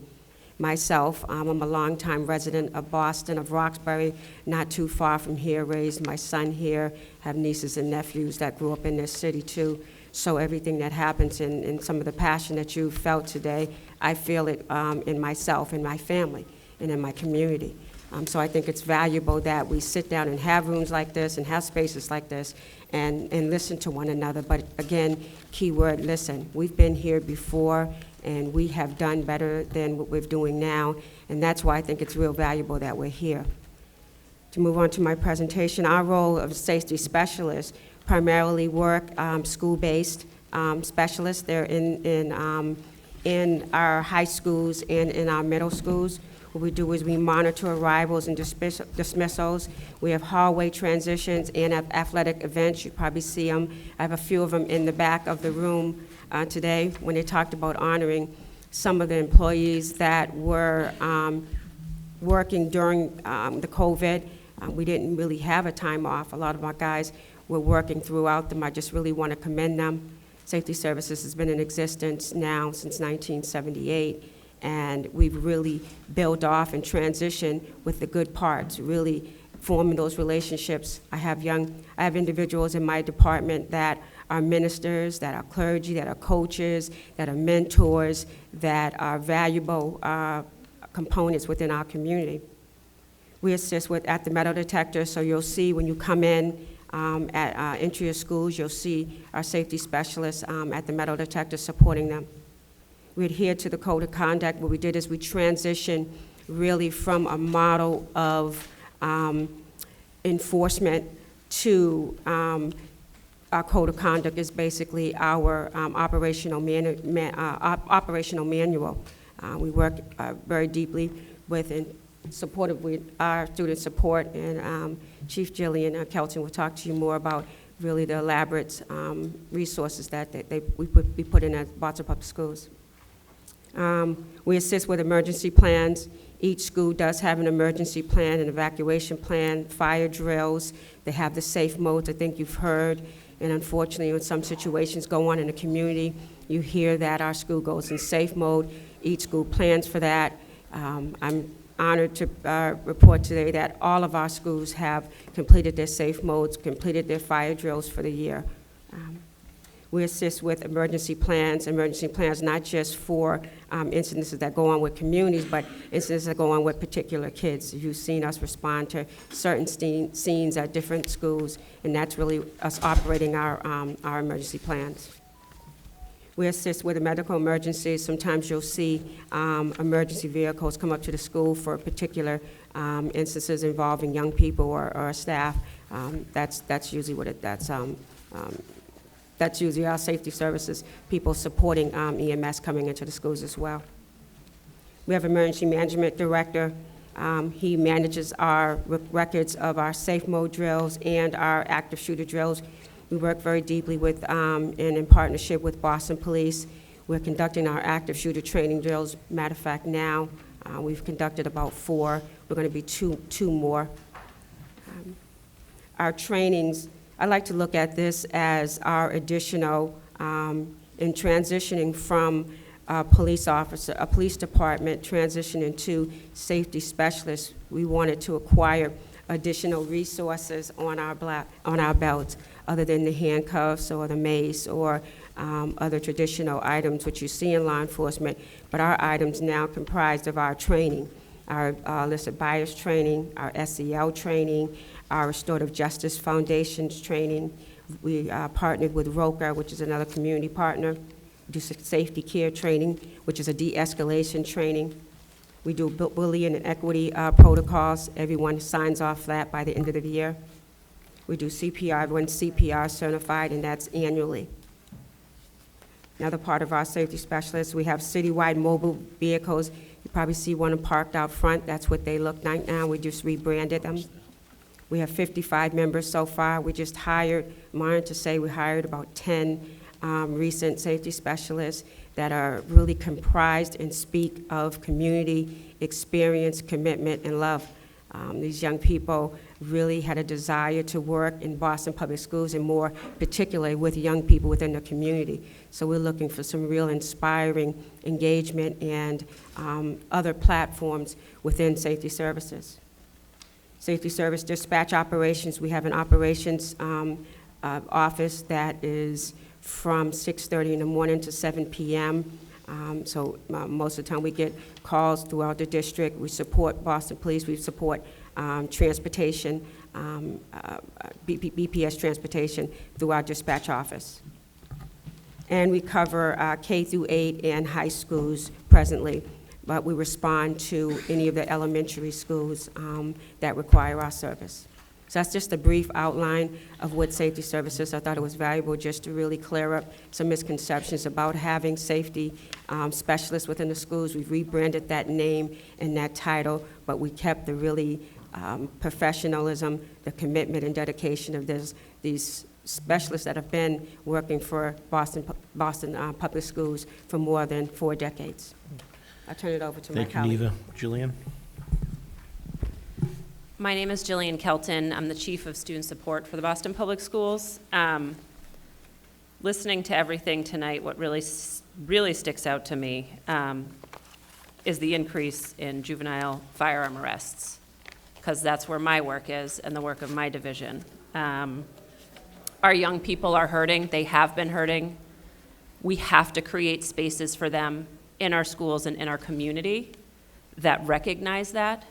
For BPS right now, we're really trying to educate our young people, but at the same time, pause and listen to our young people, get to know our young people, to learn about them, to hear their stories, to understand and try to support and heal the trauma that they deal with each and every day when they come to our buildings. Our staff, we are working on creating more trauma-informed instruction, more instruction that is representative of the cultural and linguistic diversity of the students and the families that we serve.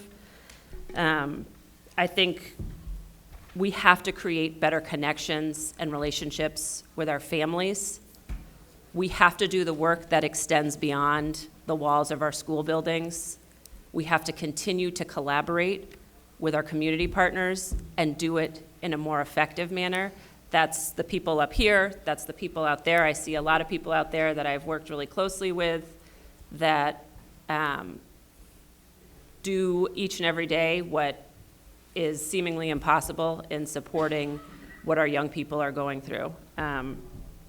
We have to create an environment where our young people feel safe, and that doesn't just mean that they walk in and there's a metal detector. It means that they feel comfortable sharing with their teacher or sharing with a support person what's going on in their lives, that we establish those relationships.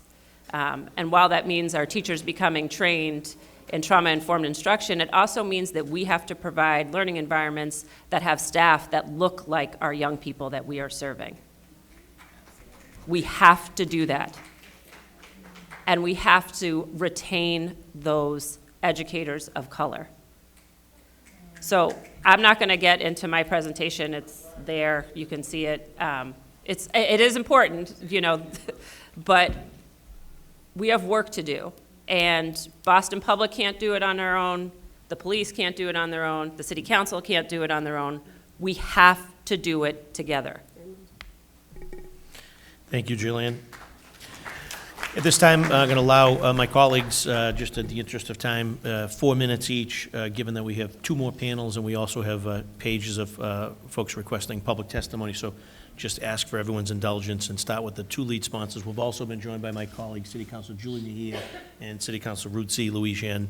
And so I'll start, obviously, with City Council Worrell, then to City Council Tanya Fernandez Anderson. I know Council Arroyo has been very patient, as has Council President Flynn, and we'll allow 4 minutes, and just ask to this panel your responses to be as succinct as possible to allow colleagues to ask as many questions as they can in that 4-minute allotment, and then when this panel concludes, we'll ask the next panelist to be queued up. Chair recognizes City Council Brian Worrell. Thank you, Chair, and thank you again to the public for your testimony and your courage to get up here and continue to advocate for our community.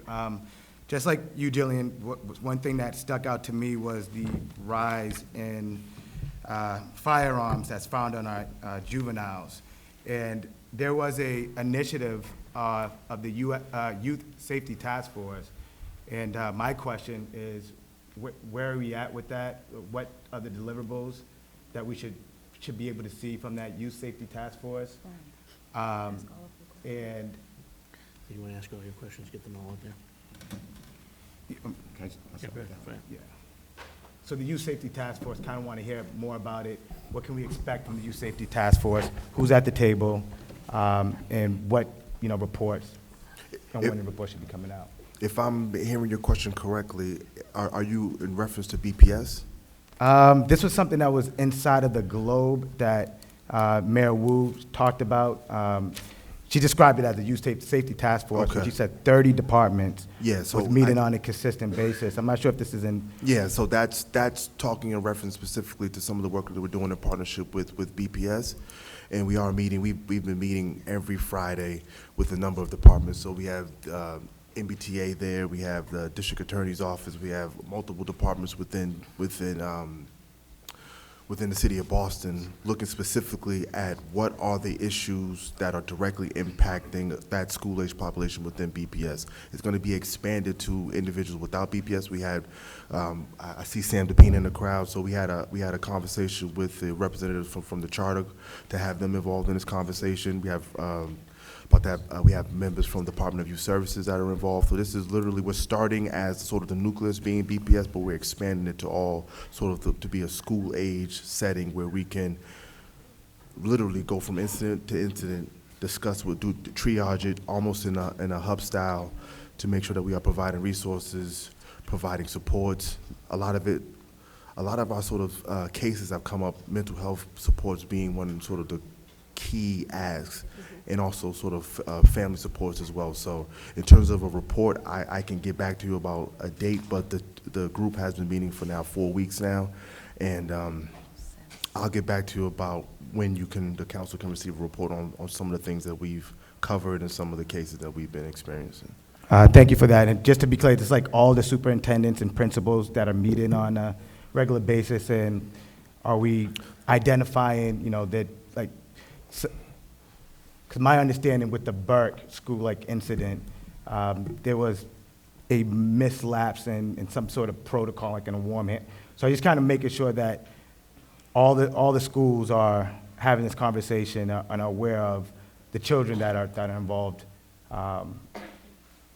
Exactly. So a part of this conversation is for us to be able to make sure that we're addressing gaps. Okay. So whether it be gaps in communications or gaps in direct services. So all of the superintendents aren't present at the meeting, but there are representatives for every district that are feeding us with information in terms of what's happening within some of our school settings. So we're informed of what's happening throughout the school footprint, but most importantly, we're also making sure that our BPS partners are aware of what's happening in the community as well, because we know that it's sort of cyclical. What happens in the streets can sometimes impact what happens in the schools and vice versa. So we're making sure that we're sharing information, no silos, but also make sure that we're working collaboratively. All right, and then going to the silos, want to address some of the questions that were brought up by the public, is how are we promoting, all of these nonprofits that are doing great work to work collectively? And also, how can some of these nonprofits, because some of them are looking for funding, how can they partner with the city? What's the best route? A lot of great ideas out here. People came with their plans. Just want to make sure that we're giving them instruction on how they can go about partnering with the city. I guess I answer that one too? All right, I'll answer that. I answer that one too. So, oh yeah, thank you, Rev. I heard you out there. Thank you, Rev. But, so a part of this work around innovation is also talking about how we are funding and what is our return on the investment on the funds that we are allocating. So a part of that is, to your point, is how do we remove some of the red tape that has precluded some other organizations from being able to receive funding? How do we make sure organizations are actually trying to RFP for the funds that is the right fit for them, not versus just some available dollars. So making sure that we have a tiered approach and a sort of diverse pool of funding available for individuals who want to do prevention work, individuals who want to focus on intervention work. So making sure that we are directing individuals in their organization directly where it needs to go. I think a part of the language could be, how do we encourage some of those smaller mom and pop organizations to partner together? Right. How do we make sure that we're not just providing funding for those traditional nonprofits or community-based organizations who get money every year from multiple pools of money from city. Like, so that is a part of all of this work. We're not just looking at internally how our departments are working. We're most importantly looking at how we're spending our money and what type of investment are we receiving for, or what type of return we're receiving on our investment. So what I would say is a part of that is communication as well. So we just had something in terms of the youth development fund that's coming out of the human service cabinet. I wish Chief Mauser was here to sort of highlight some of that work, but that's $1.5 million going out to organizations who are going to be doing work specific around enrichment opportunities and engagement for youth, and youth being defined, I want to say about 24. But also recognize, okay, we're saying 24, what happens for those organizations that are 25 plus? Right. And that was a part of the working group. Some of the working group recommendations was how are you pooling or creating more opportunities to provide services and resources for individuals who have aged out of our traditional programming. So that's a part of the work that we're looking to do. We'd love to partner with the council to see how that can actually work. Because as we've all sort of highlighted, that your issues don't stop at 24. Right. I'm 40, I got issues still. We all got issues. You know and thank you for your time, and thank you for all the work that you guys do, and thank you again to the public for showing up. Thank you, Councilor Ralph. Chair recognizes City Councilor Tanya Fernandez Anderson.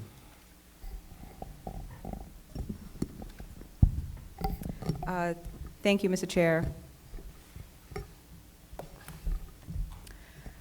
I wanted to recognize all the Black mothers that are here, all mothers, sisters, brothers, and relatives of all the people in these communities that were presented today that are saturated with whether it be poverty or gun violence. I want to thank you for surviving the anxiety of worrying about your sons and daughters arriving home after school. I'm a mother of 2 Black sons and deeply understand this daily anxiety, and we live with this type of trauma and visceral impact, and we just sort of learn to survive it. Somehow, inherently or viscerally, just sort of adapting to just dealing with it. The issue, and I would like Dr. Jakutu to speak more to this. Dr. Jakutu, not to quote you, but you mentioned that racism is at the core of gun violence, and if you could break that down to me, or to us here today.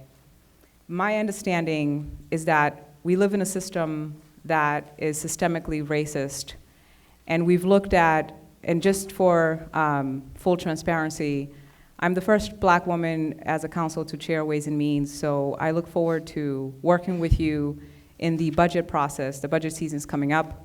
That means that January, February, March, I look forward to holding working sessions and listening sessions and hearings prior to the budget actually coming out. This means that I'm looking to work with community to understand how we can actually build not just equity, but racial equity to improve or build up our qualities of life. I think that we all understand systemic racism, but when we look at the impacts, when we come to these hearings and we're inundated with the stressors of our daily lives, when we live in areas that we don't have actual decompressors, we don't have a jazz club, or we don't have game parks, we don't have state-of-the-art facilities in our schools, we don't have clean environments, we don't have just a beautiful park that we can walk to. We come to these hearings as a community, not just as a city councilor, but myself as a previous provider. I was a mental health provider for 10 years, an HIV counselor and tester for 5 years, and also worked with the opioid population for another 5. As provider or as a community member, we come to these hearings and we talk, and yes, we want solutions, but I think at the very core, we need to invest in not just preventative measures, but our city, in order to work on systemic racism, means that the police department is no longer going to be over 70% white. That is not the demographics that reflect Boston's population. That BPDA is not going to be 90% white. That Other departments in the city, and I can go on and on, the fire department is about 90%, 80-something% white. Thank you. And so there are a list of these examples that I can give. The BPS is close to 70%, 60-something%. And so when we talk about systemic racism, a lot of us shy away from the conversation, or there's a point of contention of, oh, it's us against them, oh, let's get along, oh, it's the past. Hell no, it's not the past, it's today. And we have not actually changed the system. We black people, we people of color, Latinos and blacks, are constantly chasing the dollar. We are constantly chasing the agenda. We are constantly behind the agenda. We're not catching up. And we're not catching up because the system is set up that way. Like Mr. Kozu mentioned, why does it take decades for us to be heard, for us to get a youth center in Grove Hall? I knocked on doors during a campaign and went through different households, and the same conditions that were when I lived in Academy Homes projects are the same conditions that I saw today. And so we can come together as white brothers and sisters, black brothers and sisters, and we can talk about this conversation, but we need to be honest that the conditions today of gun violence stems from racism. And unless we are changing that fiscally, unless we are investing with our dollars, unless we are pushing back, and I'm here today to tell you on record that I, Tanya Fernandez Anderson, am here to support you to push back on the administration. Yes, she's a new mayor. Yes, a woman, we should give her grace. Yes, probably investments from previous administration. But we have to hold the administration accountable, and we have to ask for true investments that can actually change our conditions that perpetuate gun violence in our communities. Dr. Jakutu, I would really love for you to break that down for us. Thank you. Sure, and I appreciate the opportunity.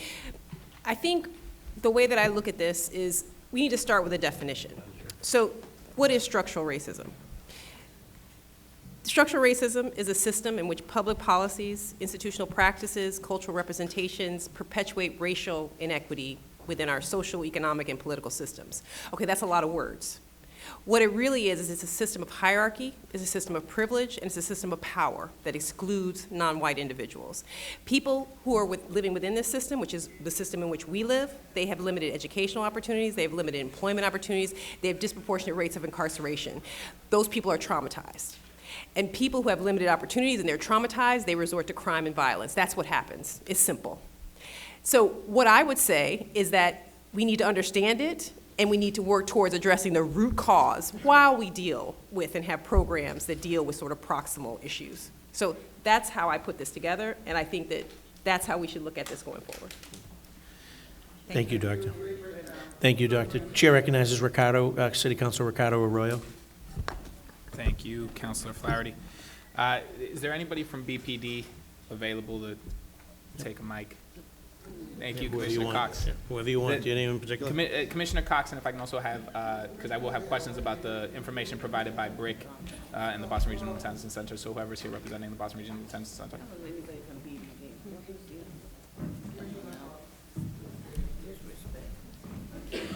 Thank you both. So the substance of my questions are related to two studies that were essentially conducted regarding the Boston Police Department by Anthony Braga, who was with the Boston Police Department as the Chief Policy Advisor for Commissioner Edwards.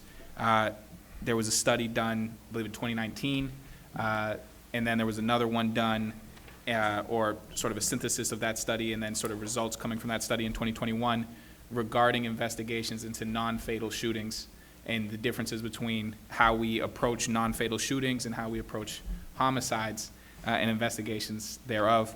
And one of the things that, and I'll just summarize from it, what the study found was that gun homicides and non-fatal shooting cases shared very similar characteristics. However, higher clearance rates for gun homicides relative to non-fatal shootings were primarily a result of sustained investigative effort in homicide cases made following the first 2 days. And they suggested a couple of things, but what they found was when additional investigative effort is expended, law enforcement improves its success in gaining cooperation of key witnesses and increases the amount of forensic evidence collected and analyzed. And part of this study to begin with was in response to our very low homicide clearance rates from the 2007 to 2013 period in which they were doing this. And what they found was actually that when they implemented their changes, an analysis that controlled for case characteristics found that the changes that they made through the Boston homicide programming, which was a change in policies and structures, led to a 23% increase in homicide clearance for cases investigated.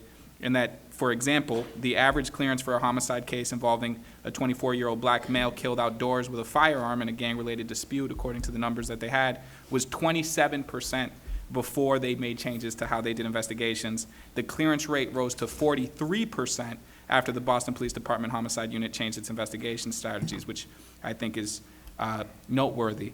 The reason I think it's noteworthy is because after the study, and I'm quoting from that study from 2021, Improving Police Clearance Rates of Shooting, a Review of the Evidence, what I'm quoting here is, after the study, the Boston Police Department developed plans to test whether non-fatal shooting clearances were improved by establishing a specialized shooting investigation unit that would have resources similar to those of the homicide unit. Unfortunately, these plans were never implemented. Other cities, however, have established similar units with very promising results. The Denver Police Department, for example, created a special unit to investigate non-fatal shootings with the same level of effort as homicides. In the first 7 months of 2020, the unit solved 65% of the city's non-fatal shootings, a dramatic improvement over the department's previous 39% non-fatal shooting rate. And so my question for you, Commissioner, is this was done by Boston Police Department, this study. It was actually, I believe, instituted or requested by the commissioner at the time. Anthony Braga was the chief policy advisor for the city of Boston, and he outlined specific ways in which we can target non-fatal shootings. And one of the study's findings was that non-fatal shootings eventually lead to fatal shootings, and so that the solving and the arrests of folks involved in non-fatal shootings actually leads to a decrease in homicides. And so, to me, that seems like a worthy thing to try to invest resources within Boston Police Department with a specialized unit. Are there any plans to do that specialized shooting unit? Because I know you are new. Are there plans to institute that shooting unit? And if so, what are those plans and how have they taken shape? No, I appreciate the question, and the premise of that is when you dump all your resources in something that happens immediately, the likelihood of basically getting evidence and things that are going to lead to arrest happen and occur, and it makes total sense. Yes, we'd love to increase, certainly our specialized unit capability in general, but the reality right now is that we're down so many officers. We need to get level funded, so to speak, around the number of officers we need before we can increase our specialized units in general. At this point, that would be more of a luxury, but the fact is, we're doing all we can to clear and investigate every case that we do get. Considering our numbers are probably better right now than they were when that study was made, I'd say that, for what we have, we're doing a decent job. We will continue to try to do better, but our goal, short term, is to get our numbers up by hiring and making sure we have enough officers so we can increase those specialized units so we can absolutely increase our clearance rate across the board. And I heard the timer, so I did have a second set of questions for 30-second follow-up, go ahead. All right, perfect. Just a quick follow-up to that. So what I've heard you say is that no, we're not going to create that specialized unit, so it's fully dedicated. No, what I said is we don't have enough people right now So to the currently. answer is no, we're not going to create it as of right now based on the resources that you have. Is that essentially what you're saying? I have no plans to create another specialized unit at this moment with the number of officers we don't have currently in place. Yes. Thank you. That's very simple. Yeah. And then from the standpoint of the homicide unit, they did certain things. They created a cold case unit. I believe they tried to officialize, or they did officialize, sort of one of the things that the study had found was that the Boston Police Homicide Unit, there was, even within the units themselves, there was a difference in how folks were necessarily talking to witnesses or recording evidence or doing all of those things. And so they've streamlined and uniformed that. And one of the things that we have seen is that homicides are down from previous highs. And so when we talk about having resources within, and specifically to me, this is a manpower resource, specifically in terms of specialized units. What is the current use of the Boston Police Department when it comes to the homicide detectives in those special units? How often are they being tapped into those non-fatal shootings, or when that study was conducted, are those non-fatal shootings being given to the district detectives? I can't speak, I don't have a stat in front of me on how often they're going to be given to the district, but the reality is if we have a serious shooting, homicide people are probably, bought in because we don't know if someone's going to pass on. But if they do live, and then it is passed on to the district detectives for them to follow up on investigations. We like to think if, all our resources are available, whether it's in the district or homicide around investigations, including our specialized units and all our partners that we have, both federal and other state partners, when it comes to investigations.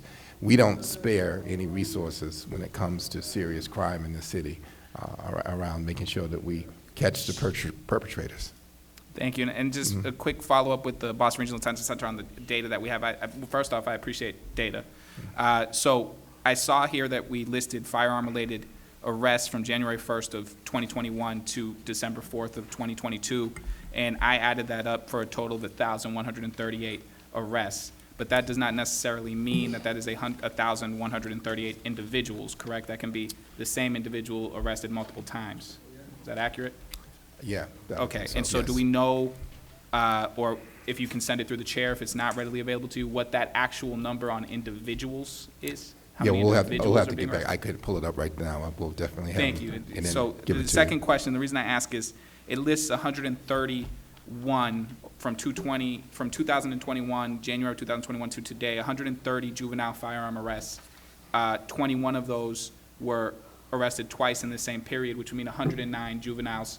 And just on the basis of that, we're talking about maybe less than 10% total of firearm-related arrests are coming from juveniles or are juveniles. And so 90% of firearms or firearm-related offenses are being driven by adults or young adults, folks who are no longer juveniles but are now categorized as adults. And so one of the things that we had heard earlier and that I was aware of as a public defender is that a lot of our funding, a lot of our programming, this is less for the Boston Police Department, more for the Boston Public Health Commission and folks who are working on this.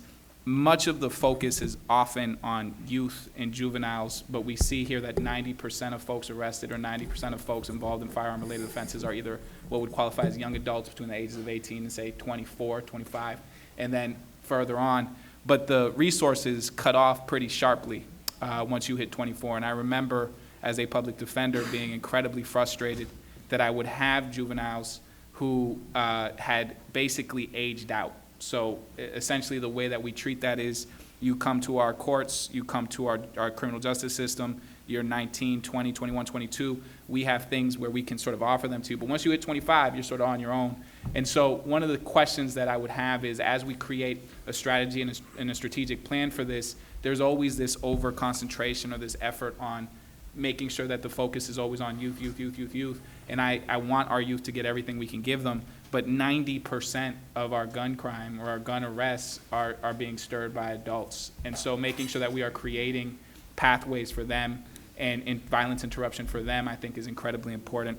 And so I appreciate the chair giving me this time here to speak to that. I do have one other question for data, if you can give it to us. Arrests are different than convictions. And so one of the things that I was struck by was how many of these arrests come from the Youth Strike Task Force. That was brought up to us during the budget hearing. I think it's over 60% or some large percentage of arrests or firearm-related arrests are coming from the Youth Strike Task Force. When I was a public defender, often what led to lack of convictions was unconstitutional stop, search, or seizure.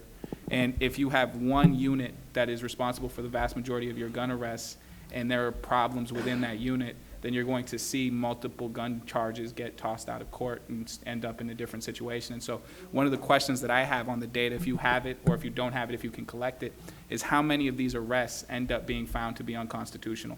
How many of these charges are actually tossed out, not because the prosecutor made a decision, but because the actual search or seizure was unconstitutional in the way that it was conducted by that judge, and whether or not you can tie that to officers or units that are in need of more training or in need of discipline. Because what you're talking about when we talk about arrests, because I've heard this narrative of, the judges are letting everybody out, I was never present for a judge who determined that that was the day that they were just going to let somebody out. I was present for many times where we had gun cases that were tossed out because the search was illegal or the seizure was illegal or both. And so having that data is incredibly important to better understanding what happens with these arrests and what happens with these individuals, because saying to me that individuals have prior firearm arrests, that's sort of an open question as to why they have open firearm arrests or prior open firearm arrests and what has occurred in between those. And I think a better part of the picture is an understanding of where BPD and their officer training and what their role in those arrests and the unconstitutionality of some of those arrests may be leading to this. And so that is something that I would like if you have it. I would love to get it. If you don't have it, if you can send it to the chair. Thank you. No, I appreciate that, and more importantly, the DA's office should certainly be involved, because if there isn't any unconstitutional policing, they should absolutely bring it to our attention and actually do something about it as well. I'd also want to comment, it's anecdotal right now because we don't have the evidence that goes with it, but, cases being dismissed is fairly complicated, but I think you'll find that most of those cases are dismissed are usually because witnesses don't show, victims don't participate in general, or there's other complications with the case across the board. And something that I know that we are seeing currently is that a lot of people who are, whether they're being convicted or not, just due to COVID and actually reform around criminal justice, we're seeing a lot of repeat offenders in general because no one is being held in the same way that they were being held before. And for multiple reasons, whether it's right or wrong, these are some of the things that we're currently seeing. But thank you. We will absolutely try to get you the data we have. Thank you, Commissioner. Thank you, Councilor. Chair recognizes the City Council President Ed Flynn. Thank you. Thank you, Mr. Chair. And before I begin, I do want to say thank you to the panelists for being here. I want to say thank you to the panelists, the Boston Police, the public health professionals, but also the audience for their excellent comments. And want to highlight Commissioner Cox for your leadership on this critical issue as well. Thank you, Commissioner. Listening to the panel, I observed someone on the panel mentioned or compared gun violence in Boston to a war-torn area. If someone were in that type of environment, returning home, it would be critical for that person to engage in mental health counseling, in my opinion, so that they're able to live a healthy, productive life. Here in Boston, undiagnosed trauma of young people and adults exposed to similar violence, similar gun violence. That's undiagnosed trauma, or in the military, post-traumatic stress. Mental health needs to be a top priority to live a productive life.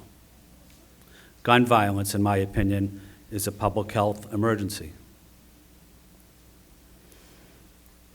My question is to the public health professionals who I had the opportunity to speak to recently, this week actually.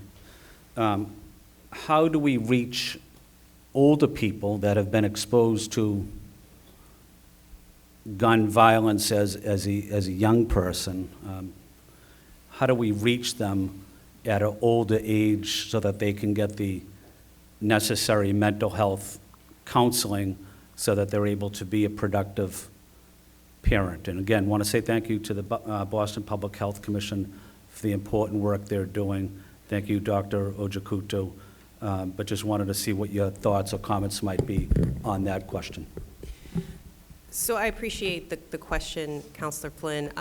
I think it's resonating with me that there's been so much of a focus on youth, and we haven't focused as much attention on the rest of the lifespan, which is a key gap.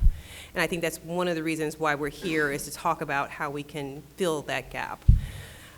One of the things that's happening in terms of mental health in the city is that it's been elevated by our mayor as a priority. So we've invested more than $12 million in mental health support systems that we're just now ramping up and getting in place. We've hired a chief behavioral health officer, Dr. Kevin Simone, who has just been on board for a couple of months. We've developed a Center for Behavioral Health and Wellness at the Boston Public Health Commission. Most of that work will be in developing this workforce pipeline. Somebody mentioned, well, you know, we don't necessarily need therapists. Yes, we do. We need more therapists. We need more counselors. We need more people who do outreach. We need to teach our kids to do this. And we need peers. All of us need to be able to do psychological support and mental first aid. We all need to be doing that. And that's part of what the money will go for. The money will also be used to develop some communications dissemination so we understand the problems, because I don't think everybody, those of us who are here tonight, I think understand what's going on. Not everybody does, and not everybody knows how to reach out for help. Not everybody knows when they are truly suffering from a mental health issue. And there's a lot of stigma around mental health, and that goes from a young age all the way up. Therapy needs to be cool. You know, we need to make this something that we do, and we oftentimes don't do that within my communities. So what I would say is that we're working on this. We have a lot of work to do. We're getting that work started, and we need your support and your help and your advice in terms of moving it along. Just a couple things also to add to what Dr. Ojikutu said. So we mentioned the Neighborhood Trauma Team Network. That serves people of all ages, not just young people. And I mentioned the website, neighborhoodhealing.com. That'll give you who to contact for those services. There's also a support line, 617-431-0125. Anybody can call at any time. It's confidential. It's free. They can give you some over-the-phone support, but they can also work with you to pull somebody into services if it's trauma due to exposure to community violence. There's your lane, but that's available. And to Councilor Aurora's point about aging out and on the lifespan, so one of the programs in the division that I manage is a Safe and Successful Youth Initiative, or SSYI. That's a state-funded program. And the state says that once you're 24 years old, the program can no longer serve you. So there's a problem, right? That age is too low. People, a point was made earlier, somebody may be 28, 29, 30, and still need the services. We're not able to do that. What we did do, recognizing it as a problem, is we created an additional program to serve older people. So we're doing it. We're doing it just recently, but we're not doing it with steady funding, in this case from the state. So there's a solution there, raise the age of SSYI, or funding for providing that same set of services to people who are most impacted by community gun violence, so that you're providing it for an older cohort. Thank you, Dr. Scott. Thank you, Dr. Ojikutu. Thank you to Commissioner Cox, the important role you all play on this critical issue. Boston works best when we work together. Thank you, Mr. Chair. Thank you, Council President Flynn. Chair recognizes City Councilor at Large Erin Murphy. Thank you, Chair. So I have a few things to say, and if it makes sense, I'm just going to go through all of them. And if there is time, because I know we want to make sure everyone gets a chance, we can answer them. If not, I know everyone who's here as panelists will follow up after. So thank you all for being here. Thank you to the community. I was happy to hear, not happy, but glad that I was able to listen to the community speak and hear your concerns and what you're living through.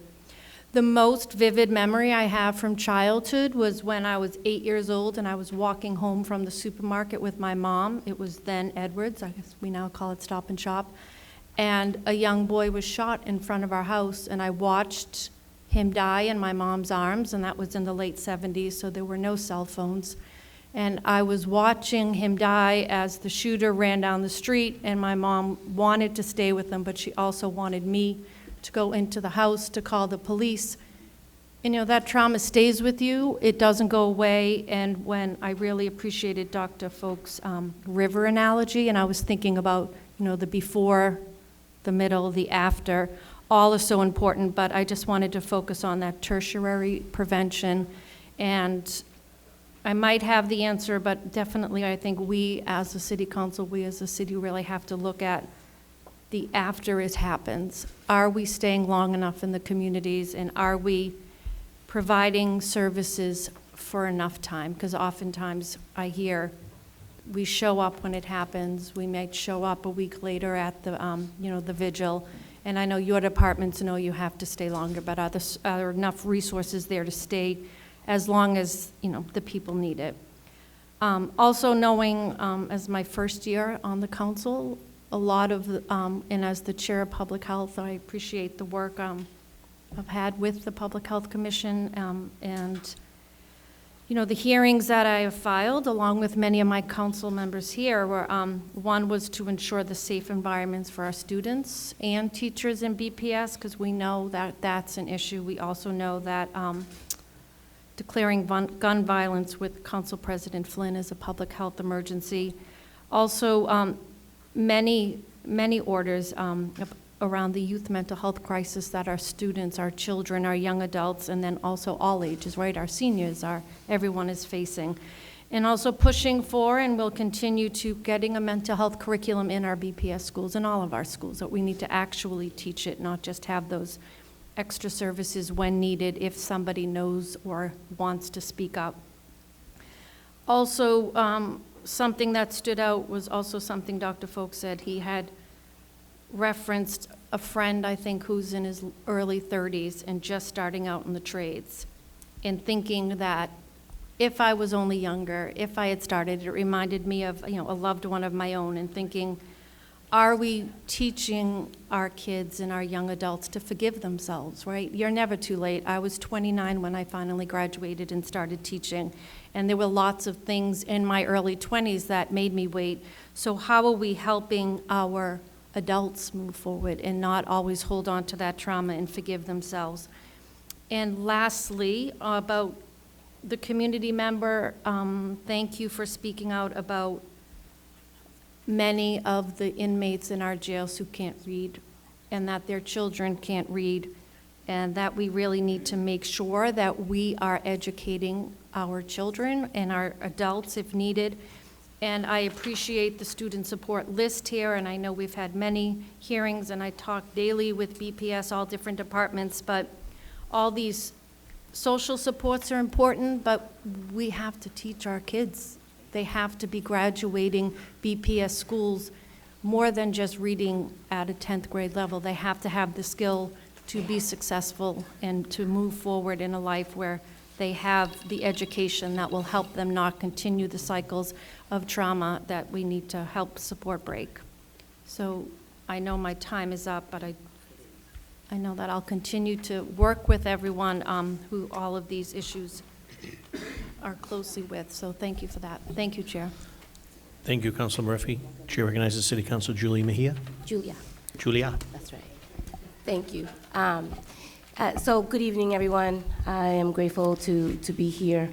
And I'm not going to hog up too much time and ask a lot of questions because there are a lot of folks here who still need to speak. But I'm just going to say a few things, is that, we talk a lot about the Boston Miracle, and that was decades ago, and I always talk about the fact that when that situation went down in the early 90s, I was part of that strategy, working in the nonprofit sector, helping to develop curriculums to help support youth workers. But decade after decade after decade, we continue to have the same conversation, and I say that the only thing that changes are the characters that are in front of us, but the situation for our people remains the same. And that's why there's so much frustration, right, when we have these type of hearings, because we expect that we're being heard. And it gets to the point when we have to ask ourselves, when is enough enough? And so I think that this is why I'm so incredibly hopeful for where we are right now. Because when you have people who are living the realities and dodging the same bullets and experiencing the same trauma, then the conversation changes. The policies change. The type of efforts that get put into doing this work changes. But the only way those things are going to change is if we hold ourselves accountable to that. Because people speak really pretty words, but then they forget how things get lost in translation. And so I want to uplift that, because that accountability can't just be about what the administration is doing. It is also what we, as the city council, needs to be doing more of, which is why I'm so incredibly happy and grateful that my sister, who is the chair of Ways and Means, laid out what has been missing, which is investments in our community. Because at the root of all of this is poverty. We can't talk about doing something unless we're willing to realize that this is an issue of poverty. But that's too big for a lot of people to understand. So we do this. Boston is resource rich, but coordination poor. There are people who are doing the work that never get invited to the table. Okay? And we know this. All right? But what Dr. Folk mentioned earlier is that we're doing business now differently. There are working groups being put together. There are people being invited to the table. I always say, whoever's at the table is who dictates who gets to eat. And what we need to know is who is at that table and who is not at that table, and are the young people at that table? Are the people who are living those realities at that table? And if they're not, then those who are occupying space are gonna need to, exactly. We're gonna have to reset that table, right? To ensure that everybody's eating from the right menu. And don't invite me to the table and set terms and conditions or ask me to sit in the kitchen either, because that's not gonna happen. So, there's no questions here, because I just wanna hog up this little moment that I have to just say that budget season is coming. And I'm gonna tell you this, under Councilor Anderson's leadership, we are going to make sure that we hold the administration accountable.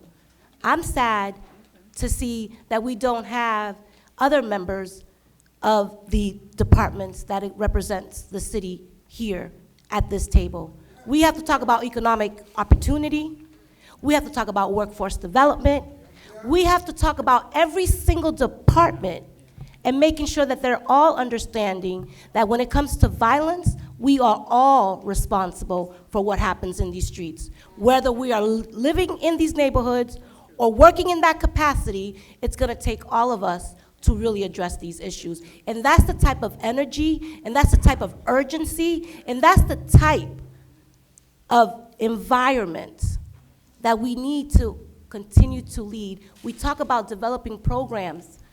My office today launched an initiative working alongside Black clinicians to work with students at the Burke to deal with mental health and wellness. Now they're gonna be mental health ambassadors. We're building that pipeline, right? We did that last year with a group of other schools, right? So we're replicating programs that we have done in our office with the little bit of resources that we have to address the problems. But now we're trying to catch up. And that's why I'm so excited that we have an administration that is uplifting mental health, that is going to make those investments so that we don't have to scrap with whatever little resources we have to address these issues that have gone neglected for decade after decade. So the time is now for all of us to hold all these little faces you see up in here accountable. If they're not talking about the things that impact your life, then they're not representing you, period. Thank you, Councilor Mejia. Chair recognizes Councilor Ruth C. Louisiane. Thank you, Mr. Chair, and I want to thank everyone who's come out and given testimony, and to everyone who's here on the administration. I want to underline something that was said, I believe, by Councilor Fernandez, really about what it means for our communities to be talking about violence prevention. When we talk about our communities and how they work and how they structure, it really... Don't be disrespectful. When a Black woman speaks, you be quiet. Don't be disrespectful. Don't do that. My friend, relax. Don't be disrespectful. I was actually at another school talking to students, but I will say that our communities, what we've been dealing with is really not about the violence in our communities, but we have to contextualize this historically. It's really about the violence that has been done to us.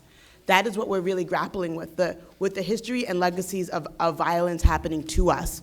When you go down to the lynching museum and you see about how our communities have been criminalized, it really is because we've been functioning in these vacuums of deprivation.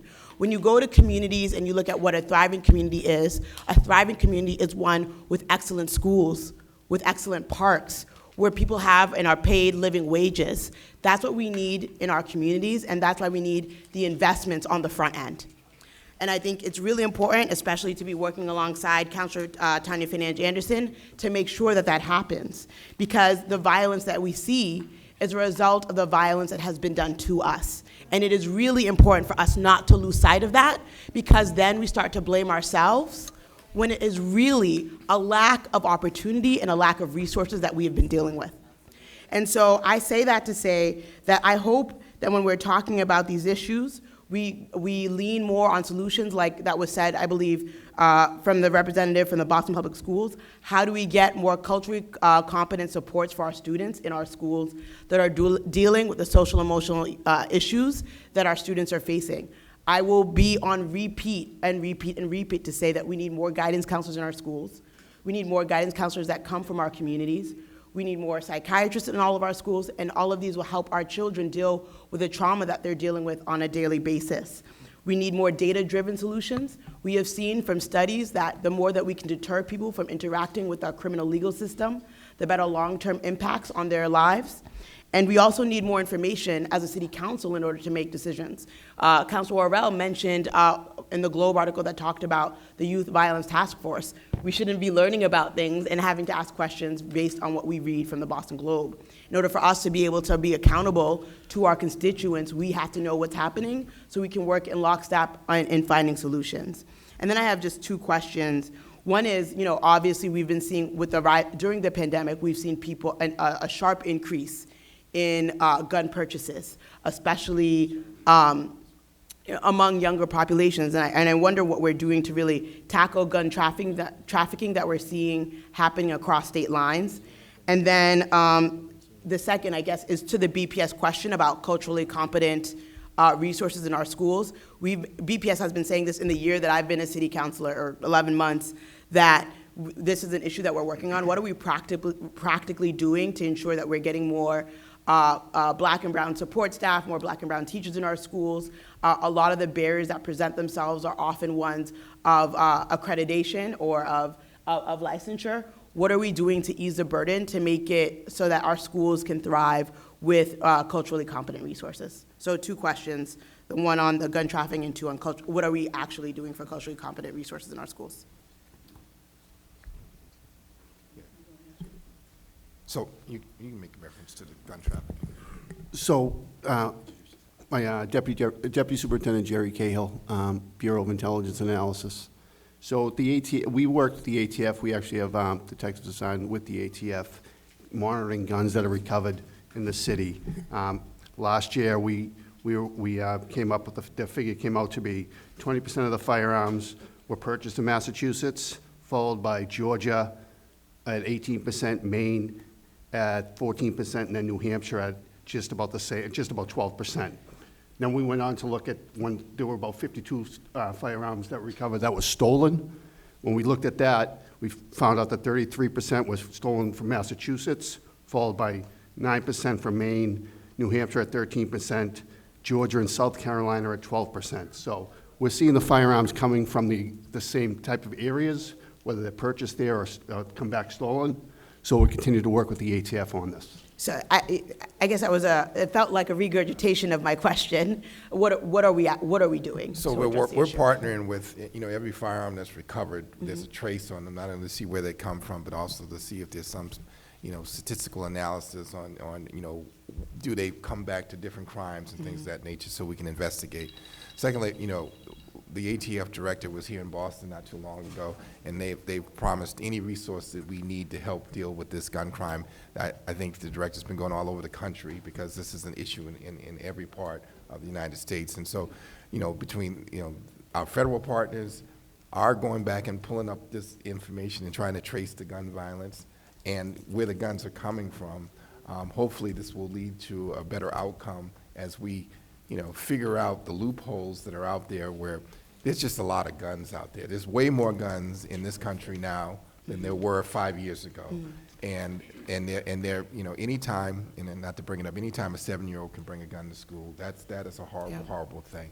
And so we are going to partner with our federal partners. We're going to investigate every gun that we recover to see if there's a lead or trace, so we can find the perpetrator who bought it illegally or bought it here or used it, to make sure that they're not out there to impact anyone's safety ever again.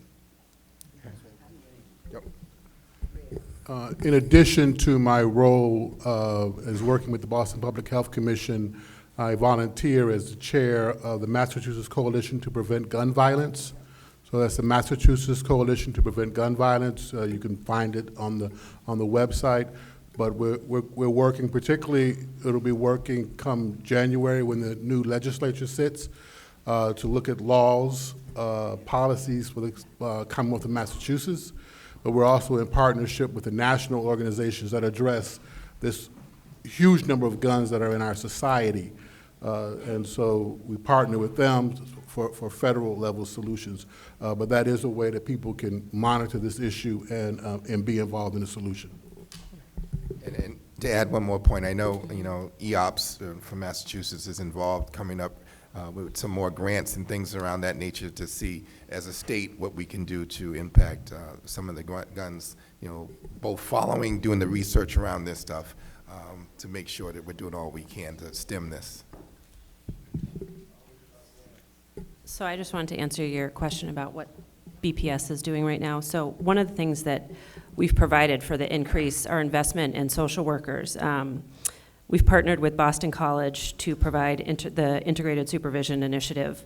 And what it does is it allows our LCs, our licensed clinical social workers, to get hours towards licensure, and they are matched with culturally and linguistically, they are matched with by race and language, and that is a way, and they're paid for it.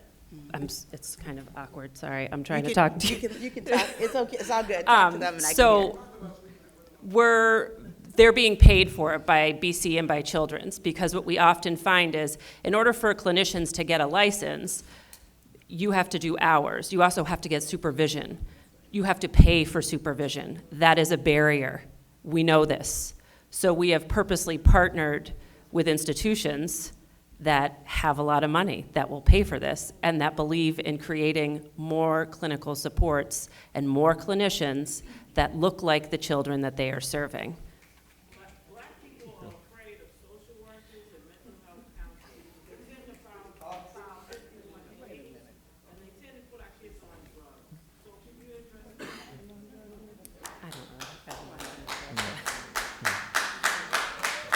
Thank you.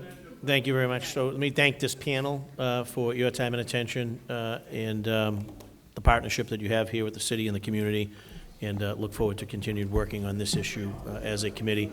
We're going to transition to the next panel. So this panel is excused. You're more than welcome to hang tight for the additional panels and testimony. And I'm going to call Emily Popke, Policy and Community Specialist from Mass Coalition to Prevent Gun Violence. Dr. Cornelia Griggs, Pediatric and Critical Care Surgeon. Please, folks, please. Come on, yo, please. Elizabeth Duggan, Clinical Director of Violence Intervention Advocacy. Evandisa Cabral, Survivor Case Coordinator at the LDB Peace Institute.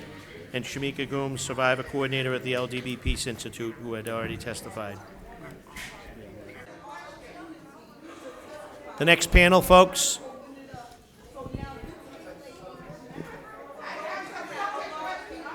Council's in recess. Council's in recess. All right, the council will be back in session. Thank you to this panel. Sorry for the disruption and confusion. We're back in session. We're going to start with Emily Popke and Dr. Cornelia Griggs, and then we're going to go to Elizabeth Duggan, Evandisa Cabral, and Shamika Warm. So please introduce yourself for the record. You have the floor, and would love to hear your thoughts. Thank you. Hi, my name is Emily Popke. And Emily, if you can just put it right as close as you can so you can project your voice. My name is Emily Popke. I work for the Massachusetts Coalition to Prevent Gun Violence. The Massachusetts Coalition to Prevent Gun Violence is a grassroots organization with more than 125 member orgs across the state. We use advocacy, education, community organizing, and coalition building to address the root causes of gun violence. We can't hear you. There we go. That's right. The public close the door. Like you're in Hollywood. At the Coalition, we believe that gun violence is an epidemic fueled by racial and economic disparities. We believe that the only way to end gun violence is to treat it as the public health crisis that it is. We are grateful to the City Council for acknowledging that gun violence is a public health emergency. At the Coalition, we work to address the root causes of gun violence by advocating for policy change and for sustained investment in the communities most impacted by this issue. Our work is directed by survivors and other individuals who are directly impacted by gun violence.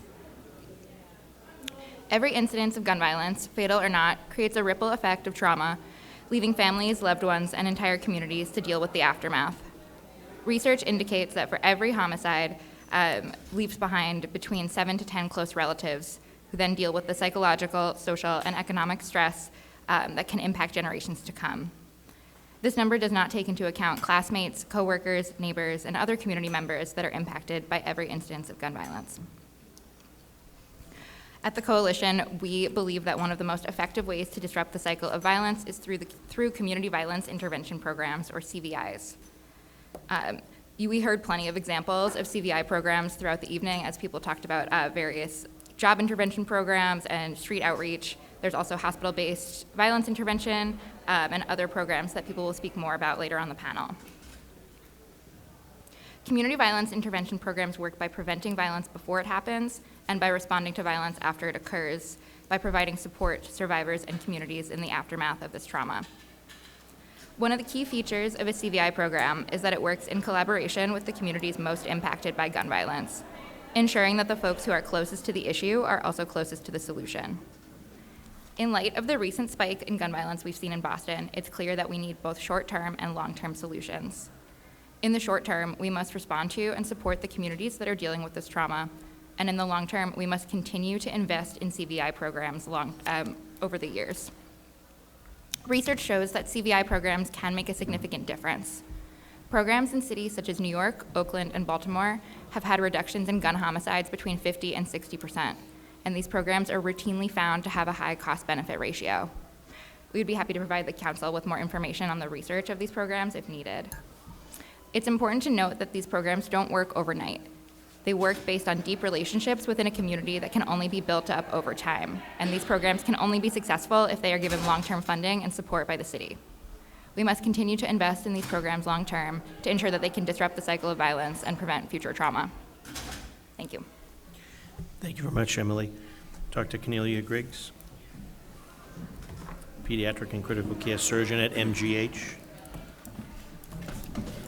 Welcome, and you have the floor. Thanks for having me tonight. My name is Dr. Cornelia Griggs, and I'm a pediatric surgeon at Massachusetts General Hospital with a specialty focus in pediatric trauma. I'm also the director of education at the MGH Gun Violence Prevention Center. I'm here tonight to lend the trauma surgeon's perspective, so I'm going to read from a piece that I wrote in 2017 called The Quiet Room. At the end of an inconspicuous hallway and strategically placed far from the controlled chaos of the trauma room lies a dimly lit waiting area that we in the medical field call the quiet room. It is a bland spot. A few soft chairs surround a table that holds a box of crisp institutional tissues. There may be a picture or two on the wall, but generally it is an unassuming room where we physicians tell mothers about the deaths of their children, far too often because of firearm violence. As we make our way to this room, we recite a careful script. We use words intended to ease this painful first and only meeting. The reality is that over the years, we have found that there is no good way to tell a mother that her child has died, especially when the unexpected death might have been avoidable. We introduce ourselves as the doctor who took care of their child. We take a deep breath, look into their eyes, and quickly break the devastating news. There is no reason to delay. What follows is the visceral, piercing shriek of a mother's wailing. Please, God, not my baby.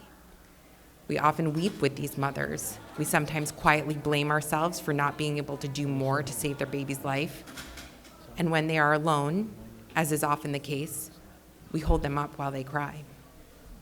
We walk away from the encounter, our stomachs churning from the stale, metallic scent of a child's blood, barely dried on our clogs, our faces streaked with tears, and our hearts gripped in a vise as we tell ourselves that this senseless dying must end. But it doesn't. Another child is shot, and another mother is heartbroken. There's nothing quiet about this room. Firearm-related injury is now the leading cause of death among children and adolescents in the United States. The presence of a firearm in the home is an independent risk factor for unintentional firearm injury, death, and suicide among children, particularly notable given that 1 in 3 U.S. households has at least one firearm. In 2019, the Massachusetts General Center for Gun Violence Prevention was launched, focusing on clinical care, education, research, and community engagement to confront this urgent and devastating public health threat. Our community partners and patients in Charlestown, Dorchester, Roxbury, and Mattapan confirm that the current state of gun violence in their communities is a true public health crisis, as we have heard from many who have testified here tonight. They tell us that they are living in a state of emergency, and disturbingly, this state of emergency is being normalized as the status quo. I'm sure you're all aware that the Charlestown High School graduation ceremony was canceled due to shots fired within striking distance of the school, 1 block away. We all ran trying to take cover, literally, a student said. And this past October, a shooting on the front steps of the Burke High School shocked the whole community. They keep telling us we'll be safe, so I'm just gonna put my faith in the school, a student said. The notion that schools could be the site of such violence is counter to understanding and expectations of what schools can and should be. When a school shooting occurs, the harm goes beyond those who were directly injured or killed and has mental health consequences for all who are directly or indirectly affiliated with the tragedy. The gun violence crisis goes hand in hand with an exploding mental health crisis for children in Boston nationally, and things have only been exacerbated in the wake of the COVID pandemic. I have a routine habit of checking the ED status board on my way home every night that I'm on call, and over 75% of the children who are presenting to our emergency rooms lately are there with suicidal intent or attempts, and they are younger and younger. I'm talking 8-year-olds, 9-year-olds, 10-year-olds, suicidal ideation, suicidal ideation, suicidal intent, suicidal attempt. Large-scale racial disparities exist in childhood exposure to neighborhood firearm violence, and these disparities grew during the pandemic. Black children experience 4.4 times more neighborhood firearm violence exposure than white children.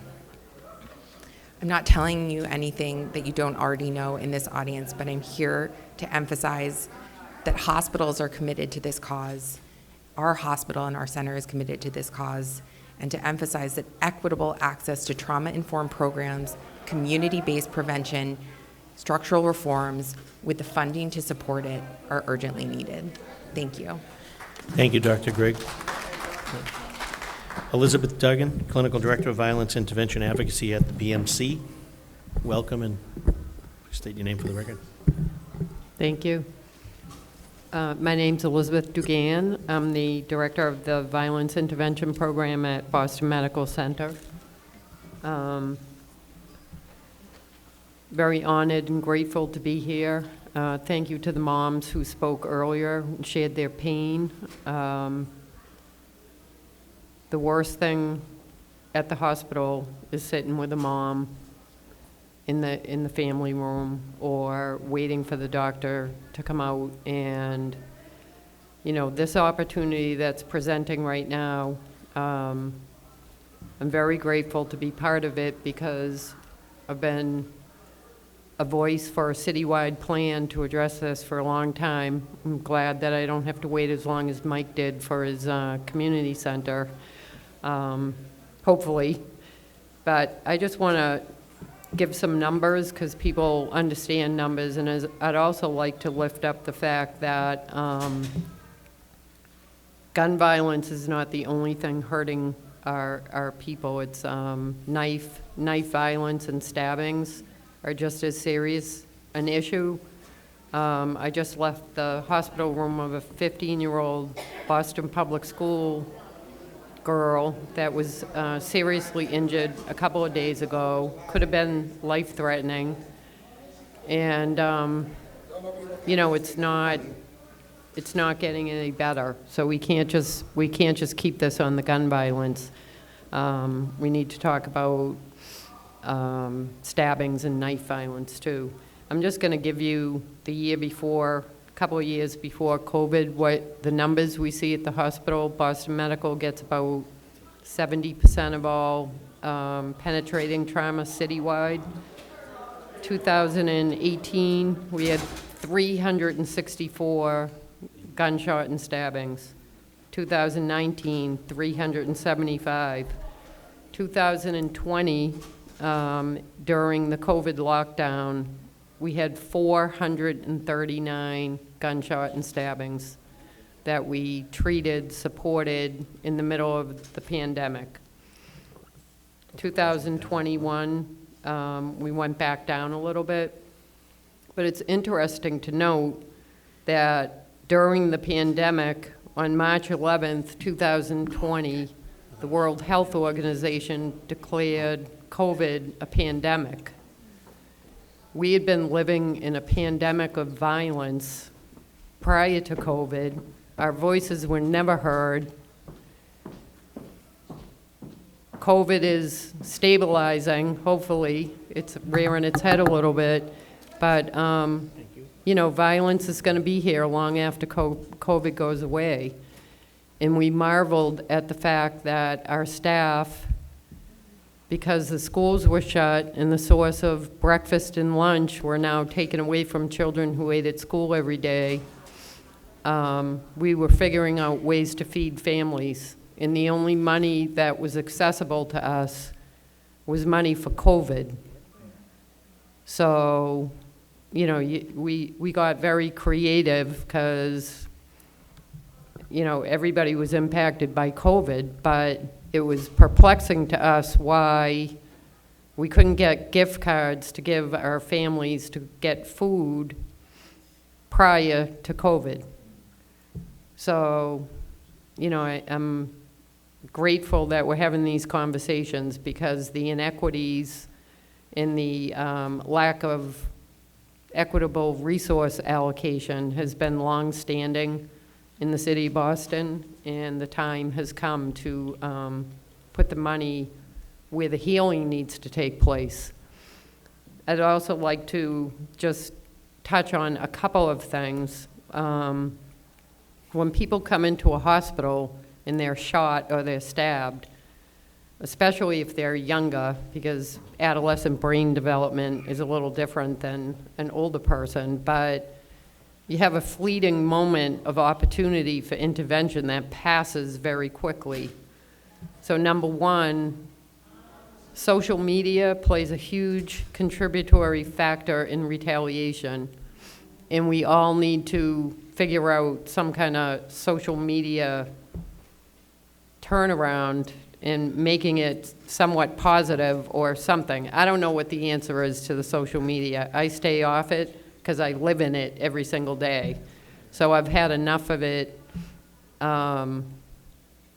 know, with the people that we're working with. It just causes so much back and forth and so much retaliation. For every shooting that comes in, there's another 4 afterwards because of social media, and that's a fact. The other things I'd like to talk about is housing. And we all know that we're in a housing crisis. Okay, so if somebody gets shot on Nana's front stairs or on Mom's front porch, and it's not safe for them to go back there, why are we taking mom and the 3 other kids and sticking them in a hotel that doesn't have a kitchen for 2 weeks or a month or whatever and thinking anything's going to change?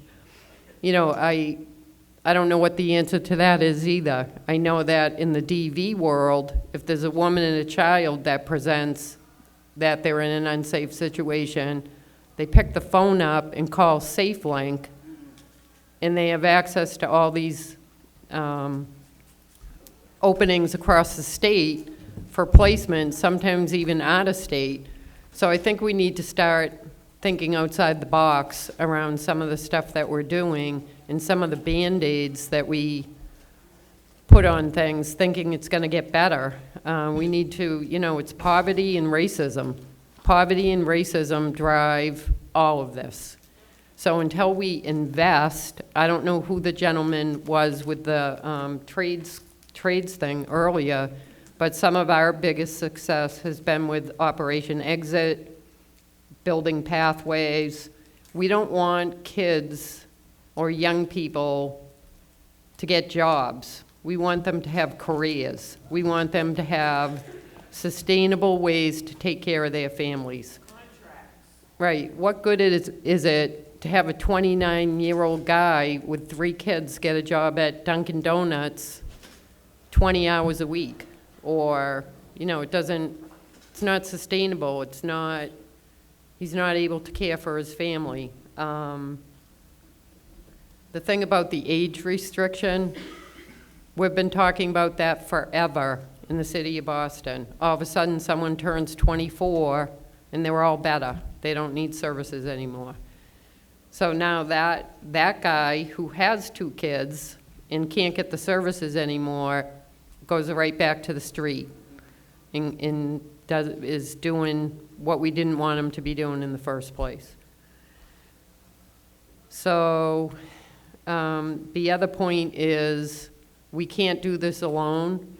Everybody here that spoke earlier, we're all partners, our partners from the Peace Institute. So far in 2022, VIAP at BMC has partnered with the Peace Institute for 25 families to receive funeral, burial services. We provide ongoing services. We partner with them so it complements and doesn't duplicate what everyone is doing. I think that's it. Those are my main points. I could, you know, this is an opportunity to do things differently. I liked what Dr. Fox said earlier about making them protocols and policies, because off the record, I can call this one or that one because we've developed those relationships.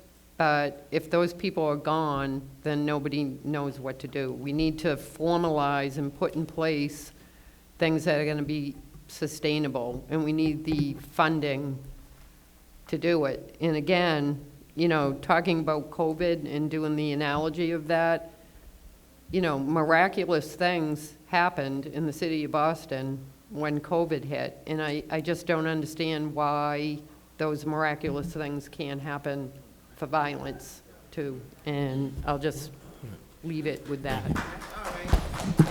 Thank you, Director Dugan. Evandisa Cabral, Survivor Case Coordinator. I'm Shamika. Oh, good. All right, Shamika, go ahead.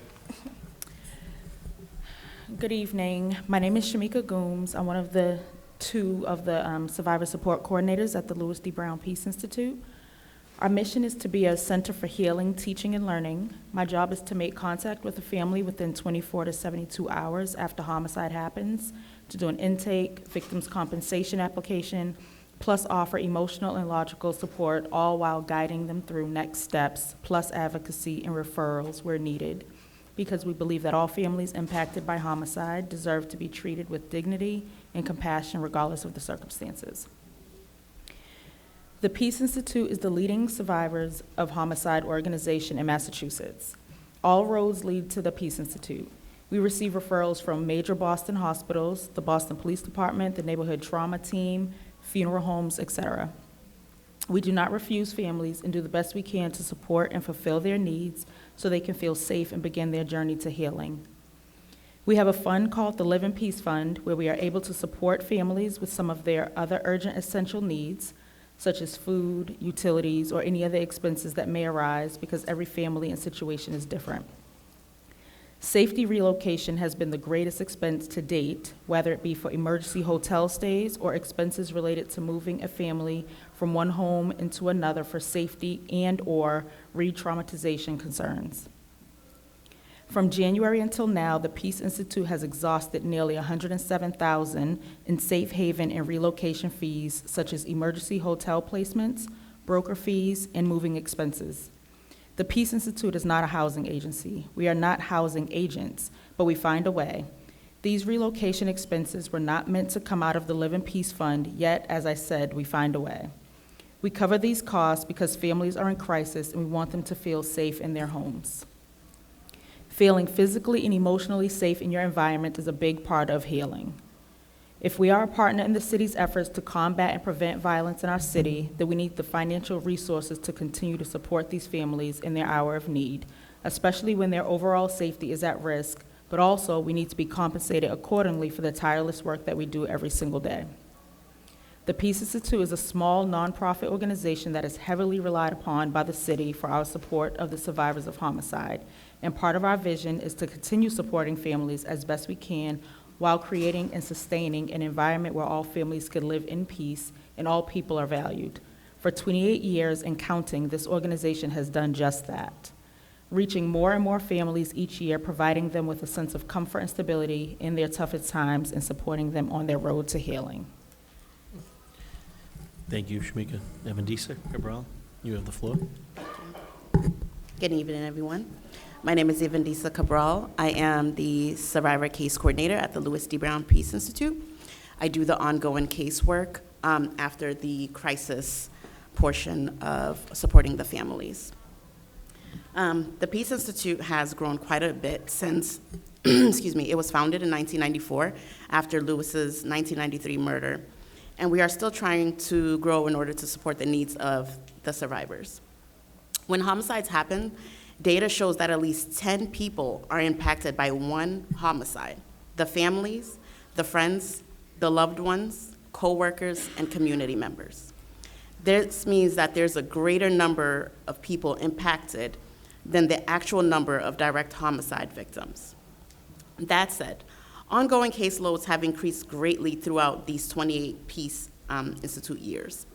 And with more survivors coming our way, the greater need is for more staffing, as well as sustaining the staffing that we already have in order to continue to support the work that we already are doing. We not only work with the surviving families of homicide victims, but we're also working with their significant others, their children, not to mention supporting community members impacted indirectly by the same incident and their families. Plus taking in referrals from other organizations who do not have the capacity that we do to support the families, which all leads to an increase in the caseloads. We never say no at the Louis D. Brown Peace Institute. We do not shut the door on survivors, which means we never close cases. We offer continuous support for however long the family wishes. An increased budget can not only help families safely relocate after homicides happen, but also can support the Peace Institute with hiring more staff to continue supporting ongoing survivors. We appreciate the support that we've gotten thus far, but there's still so much work to do and so many people living with multiple layers of trauma who need our help. Meanwhile, homicides are continuing to happen. Thank you. All right, thank you. Thank you all for your time this evening and for your presentation, and obviously for your talents and your passion to our city and in our community. So round of applause for this panel here, and thank you all for being here. Thank you. We're going to shift back to public testimony, and again, I appreciate everyone's patience. It looks like Robert Jones from HSCA, if Robert is still here, if you could make your way down to testify. Robert will be followed by Pamela King, Harris Hardaway. I'm sorry, Haris Hardaway. Looks like Joyona Thomas. If any of those folks are still here and wish to testify, now is your opportunity to come down here and do so. Ayana Warfield. And it looks like Elise Augusta. So yeah, just come right up, state your name and any affiliation for the record, and you have the floor, ma'am. You have a question? We still got it. We get more pages. Yeah. Yep, the other clerk's here. If you can queue up. I see Domingo Starosa is also here and has signed up to testify.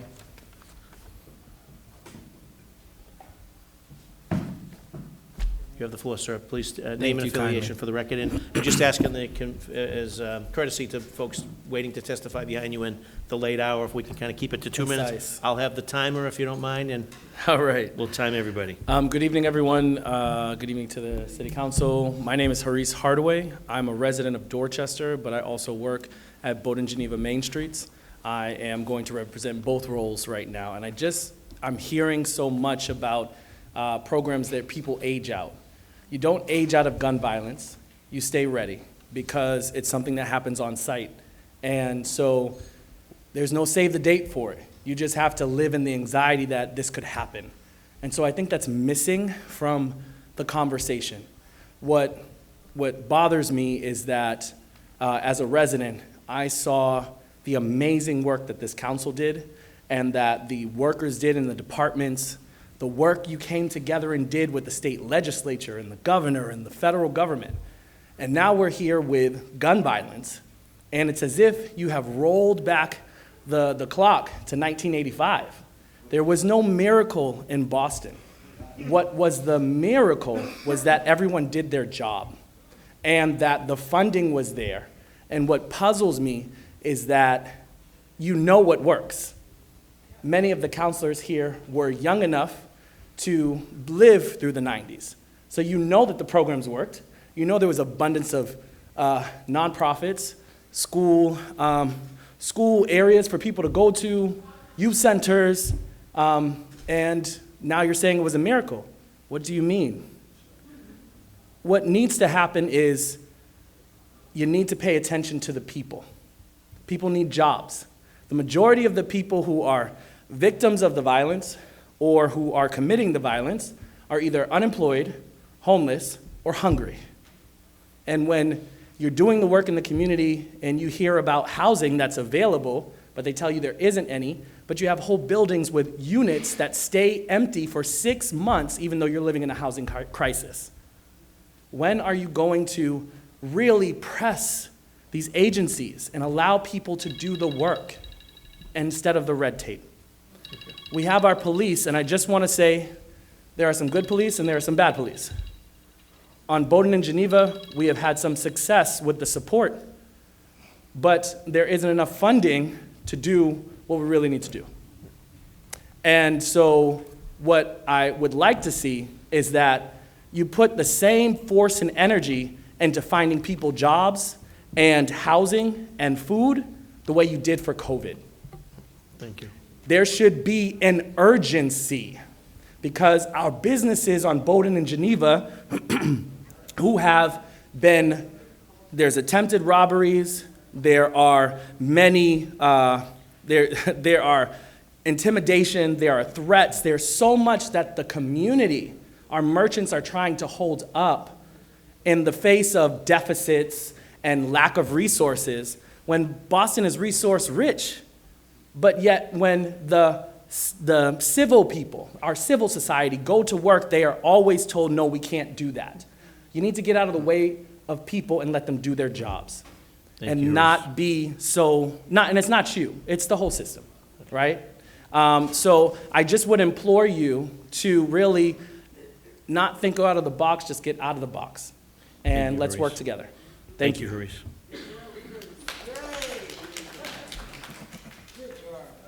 Just state your name and affiliation for the record, and you have 2 minutes, please. Hi, my name is Jayana Thomas. I'm here with Project Right. I'm 17 years old. I'm a senior at the John D. O'Brien. First of all, I wanted to thank you for helping with the Grove Hall Community Center because, like I said, I work. That's Mike Bozu, right there. Like I said, I work with Project Right, and not only have the people at Project Right been working hard to get this, but also the community and the people that have been supporting us with the petitions and all the meetings and all that. So I wanted to thank you. Thank you. But not only am I here to talk about that, but I'm here to talk about the gun violence. Like I stated, I'm 17. I'm still in high school, and this is like a real issue. I started to realize it was like a real genuine problem when it went from, oh my God, there was a shooting, to, oh, another shooting at the Burke. So we became, in a way, desensitized to it. It's a genuine problem that, you know, our people are becoming desensitized to gun violence, and you know, I'm not even gonna lie, I'm tired of it, you know. I'm tired of, you know, seeing something happen and the first thing on my mind is I have to check on my brothers, I have to check on my friends, because they're young black men that are, you know, my friends, they walk the streets and stuff, and I have to worry about them and if they got home safe, and, you know, and I have to worry about seeing their name on TV and, you know, seeing if they're gonna be the next name in the news that's like, oh, another 17-year-old. Yeah, I'm tired of kind of having to have that anxiety, especially not only with friends, but I have 3 younger brothers, and, you know, we've been in Grove Hall all our lives, and yeah, it's tiring hearing people, you know, be happy to make it to 25, because it's like, it's only 25. Like, that's not even half of your life. So, yeah, it's tiring. And I guess, like, an underlying question I have is, what are we gonna do to make young people actually feel safe, to make young people feel like they're protected, feel like I said, like they're safe, instead of, you know, we've all heard it before, oh, you know, you're safe here, the school's got you, the police are here to protect you, when all we've seen is the opposite. All we've seen is our peers lying on the floors and being the next person in news articles and on Twitter and all that. And, you know, we're constantly fed this through media, and we have to live it, you know? It's not only something that you see on Fox, like that you walk outside and you see the yellow tapes too. So, yeah, that's all. Thank you for your testimony. Thank you for your testimony. Thank you, welcome. Please state your name and affiliation for the record. You have the floor. Peace, y'all. My name is Ayanna Warfield. I am born and raised from Dorchester to Roxbury. I am now a both daycare teacher, artist, and poetry coach at O'Brien.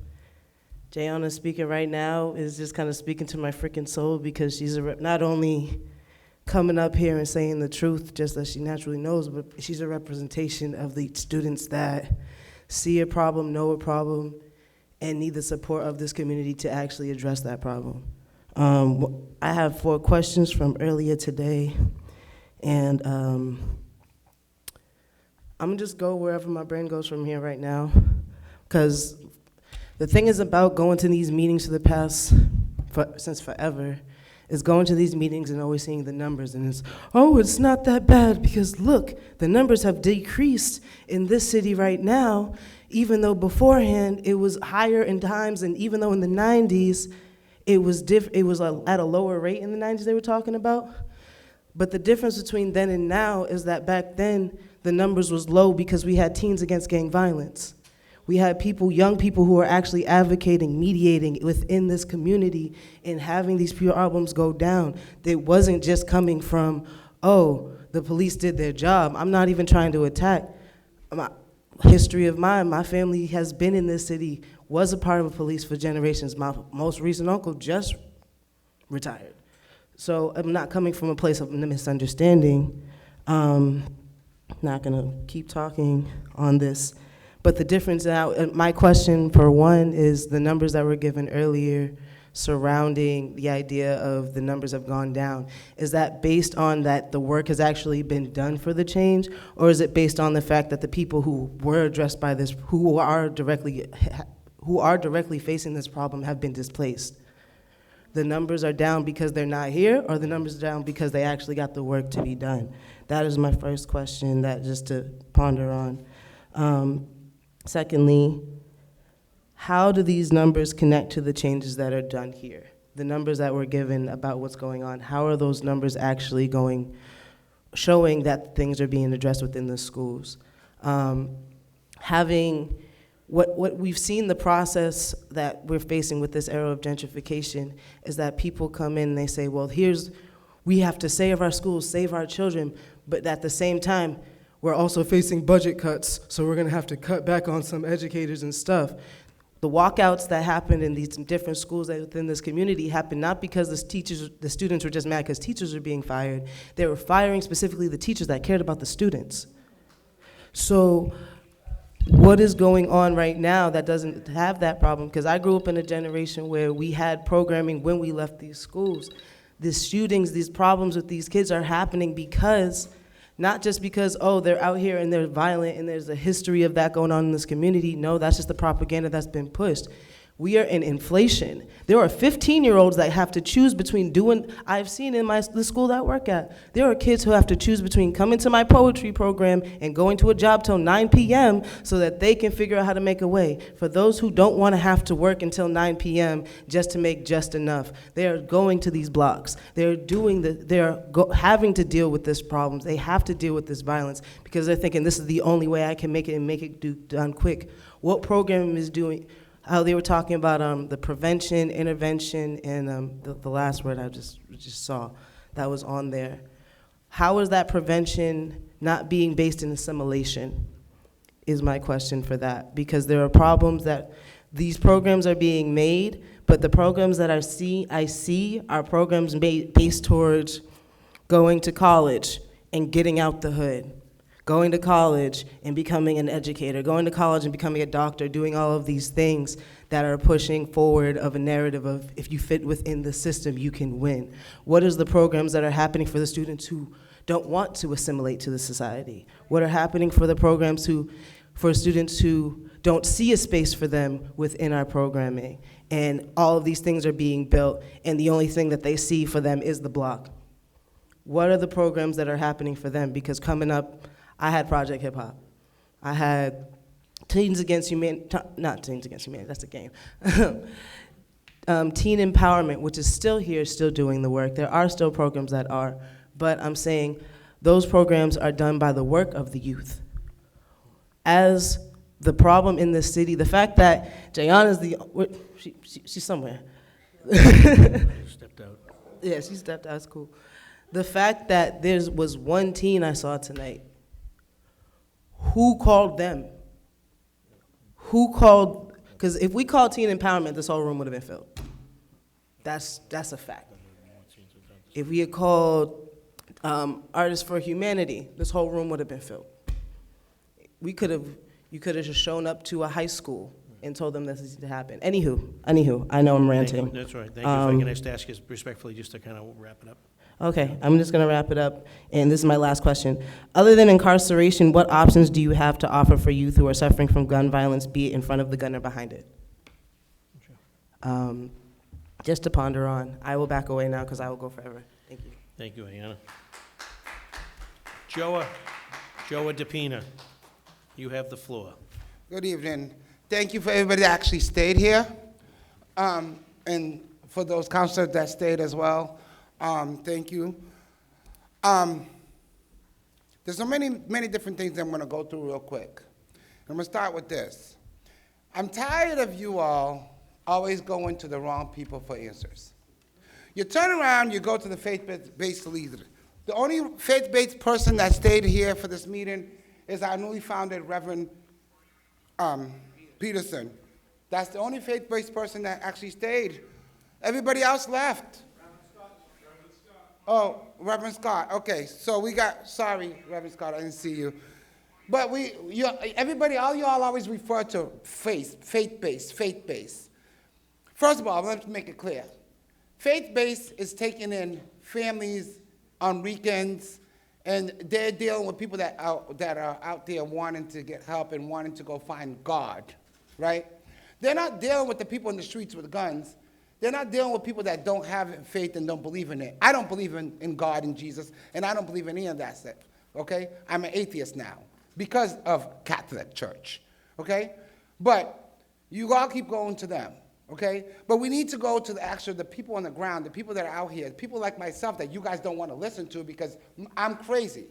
Because that's what, when people actually telling you or holding accountability, you label them crazy, or you label them, you say they're not thinking right, or however you want to think of them. And I'm not saying all of you on that panel because there's a couple of you up there that I can say that don't say that about me.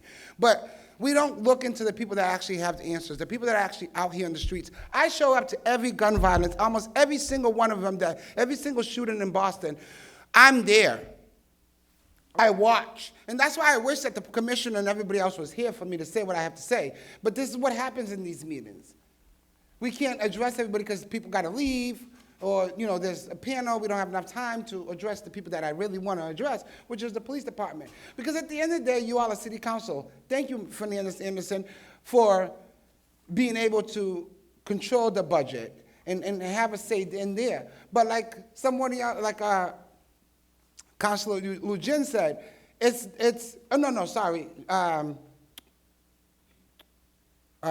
Councilor Mejia said, it takes more departments than just city council, health and human services, I find that we always throw everything on health and human services. It's not just health and human services. It's everybody collectively. We sit here, we dump a lot of money into nonprofits that don't do the work. Right?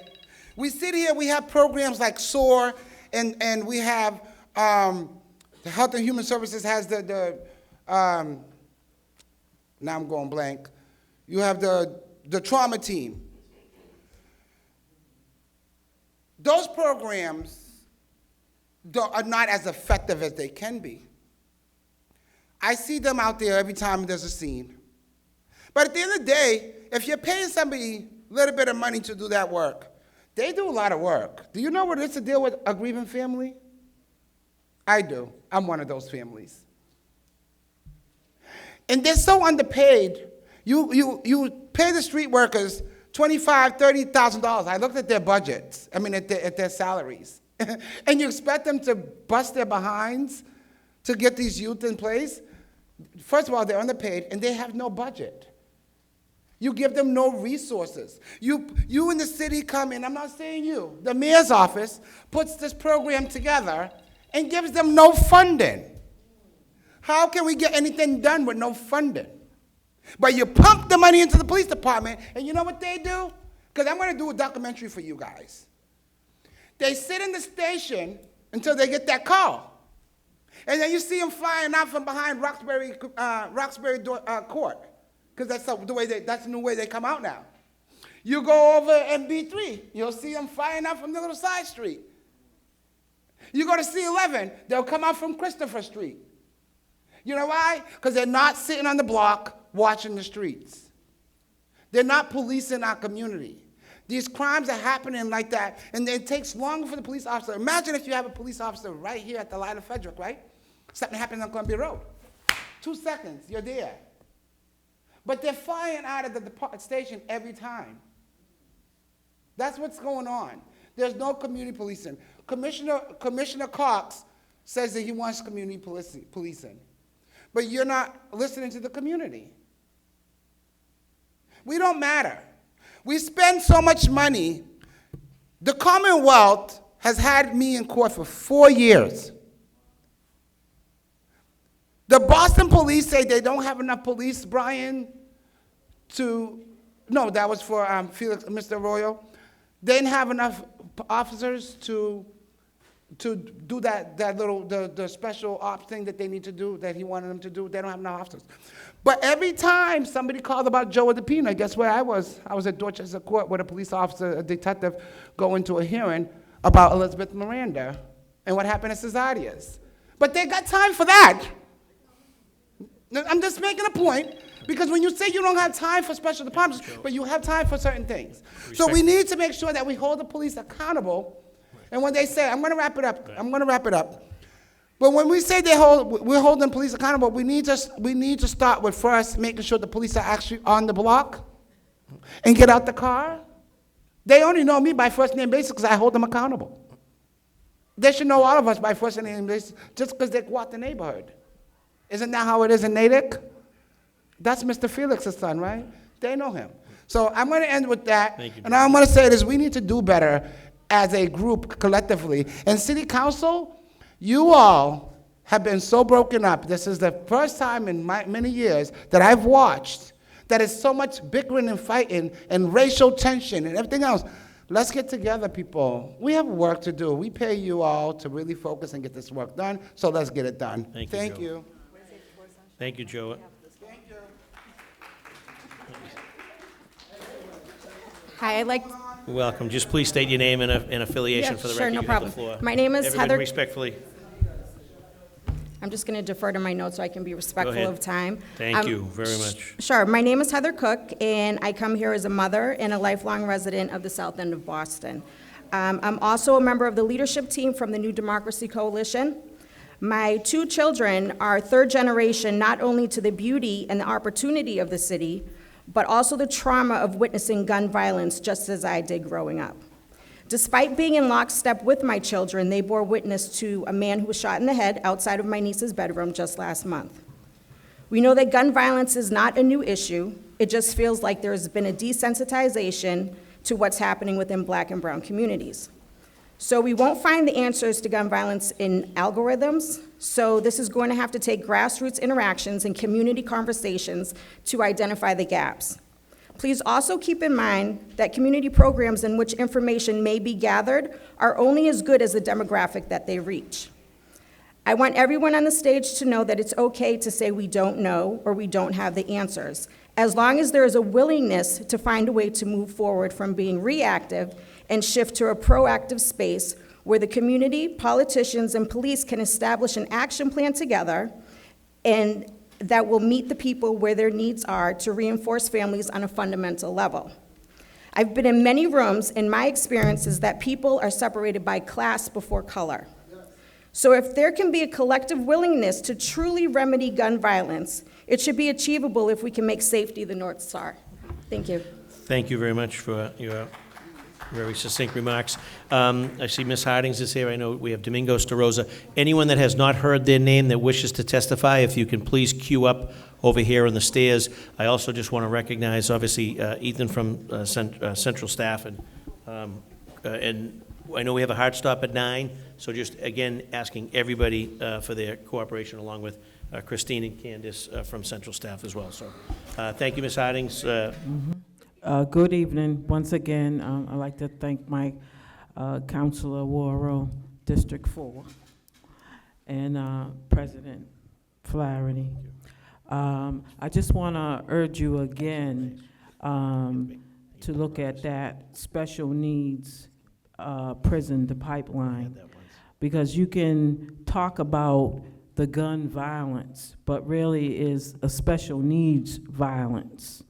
Special needs students don't have a pathway to graduation.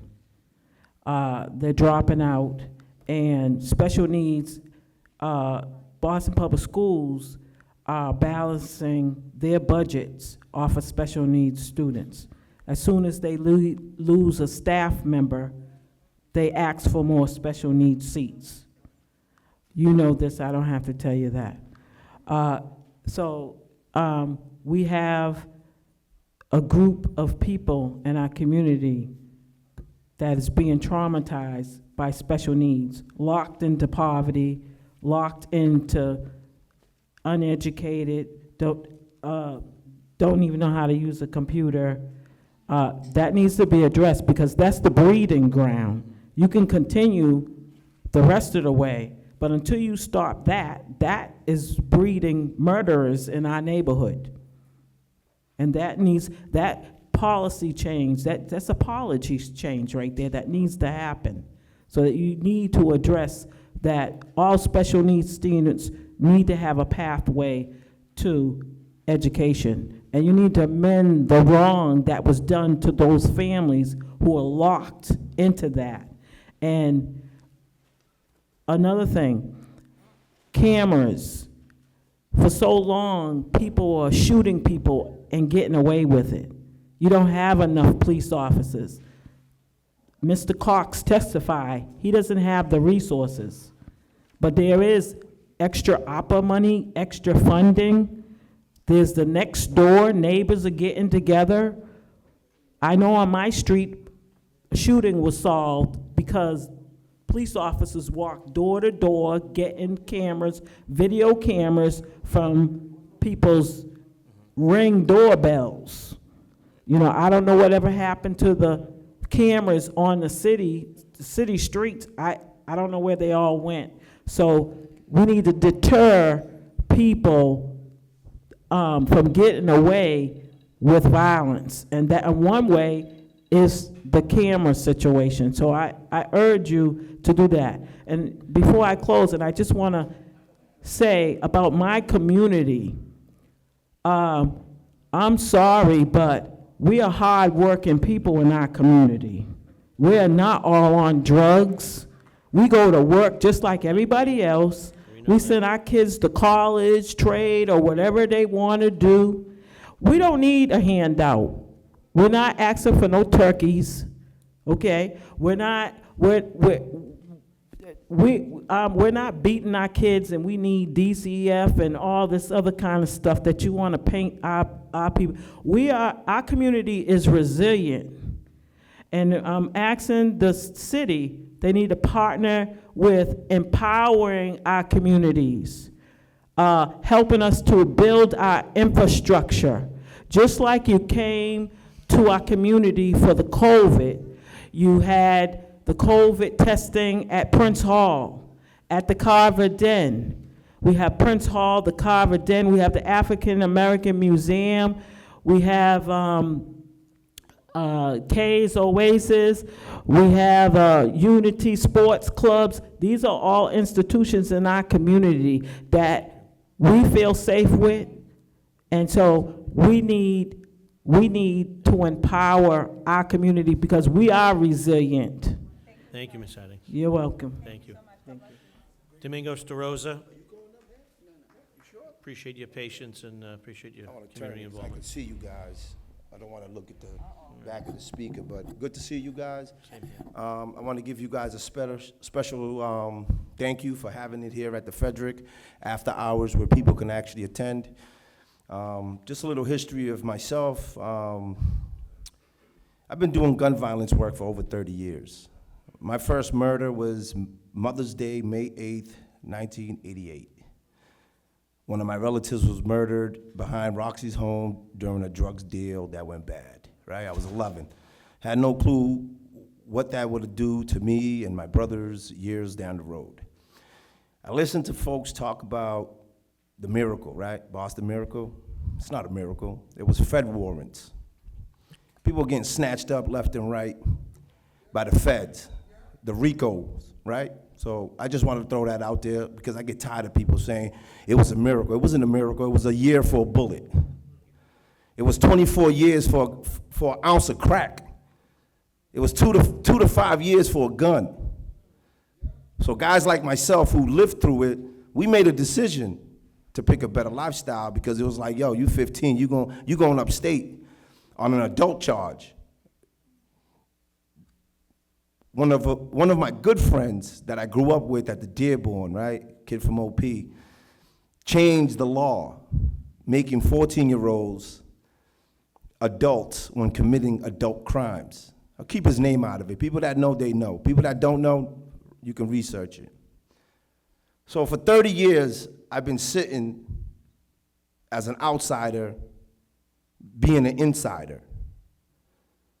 And the sad part about it is, within our own community, we look at people like myself who chooses a better path than being behind the gun or being in a lifestyle that we glamorize.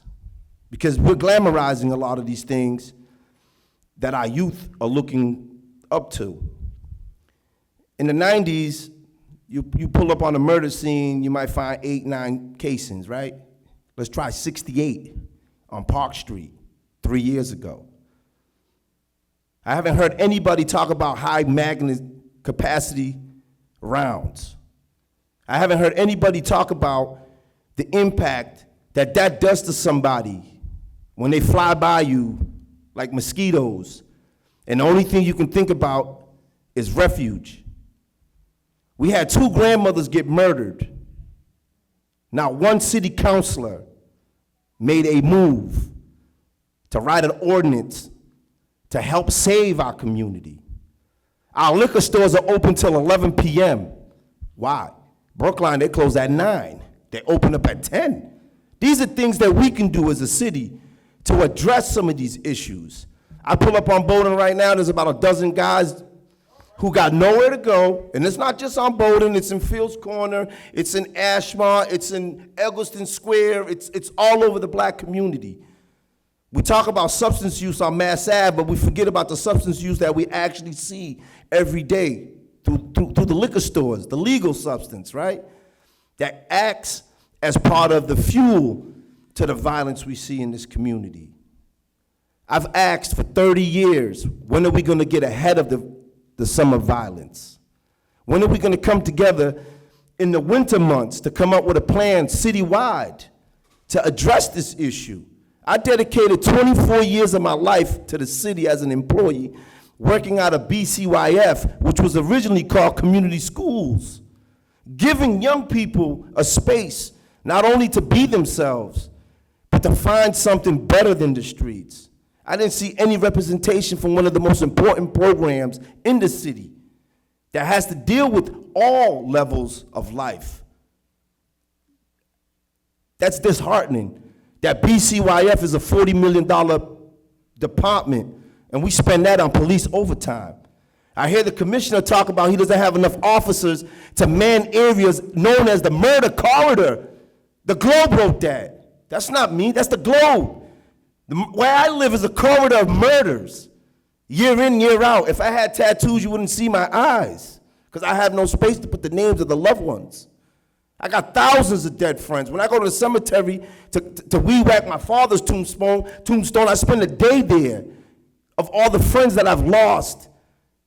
20 minutes after speaking to them, to only see them on the middle of the street with and then their mothers are added to the Mother's Day walk, and we celebrate Mother's Day by adding more mothers to the Mother's Day walk. I spoke to Louis Deep 20 minutes before he got killed in Fields Corner. I taught Tina Chevy's whole family how to swim through BCYF. So we can't say that we don't have the resources. We can't say that we can't come together as a city. It's the willpower. It's having the people in position who actually want to make these things work. I run my own program. I don't need anybody's funding. I don't need anyone to like me. I don't need to wear a suit. I don't need to be on the council to make a difference. But the reality is, though, if we don't rewrite ordinance, I don't know if any of you guys know this, but they no longer sell cap guns in corner stores. When I was 13, I could buy a cap gun in a corner store. That was a city ordinance that was written to allow us not to sell cap guns in the corner store. This room should be packed. It's disrespectful to see all these department heads leave. They're on our dime. But again, I appreciate you guys bringing this to the community at this time because it's needed. I hope that something comes out of this where we can turn around and actually have a plan that we actually can roll out, not only for the young people, because again, when the grandmother gets shot in front of her doorstep while having a beer on a summer day and crickets, once the cameras left, that was the end of it. So, gun violence has plagued this city for decades, and the only way we're gonna address this is to bring all communities. And it's sad to see that we're missing 5 other counselors who should be here because this is a citywide issue. Thank you, have a good night. Thank you, Domingos. And we have, I believe this is our final speaker. We have a 9 o'clock hard stop, so if you can do it in 2.5 minutes, 3 I'll give you, and then we just have to wrap up. So I appreciate your patience. Name and affiliation for the record. You have the floor, ma'am. Pamela King Mitchell. Hi, Pamela. And thank you. I have maybe 4 things to say, and that we have the solutions to the problem. So I'm just going to read something, and then I'm going to address solutions that have already been carried out.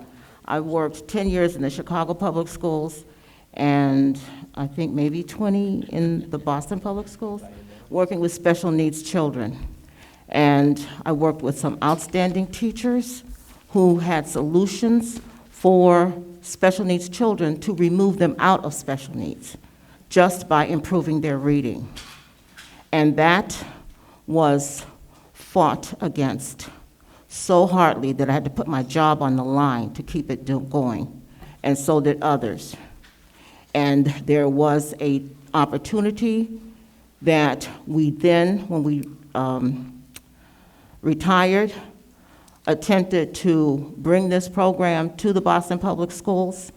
The Boston Public Schools has paid the Barbara Wilson program millions of dollars, and they have no driven data to show that they've been able to help children, special needs children, improve their reading. Reading is the direct connection to juvenile delinquency and crime.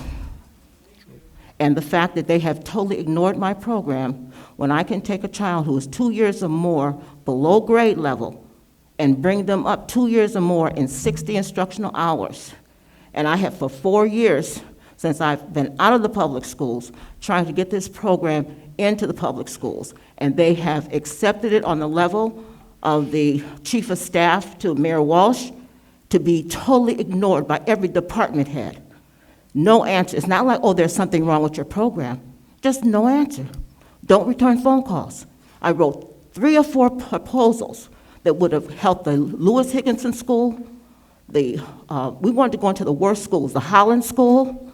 We wanted to go into the worst schools, wrote a plan for how to do it, day by day, hour by hour, and it was totally ignored.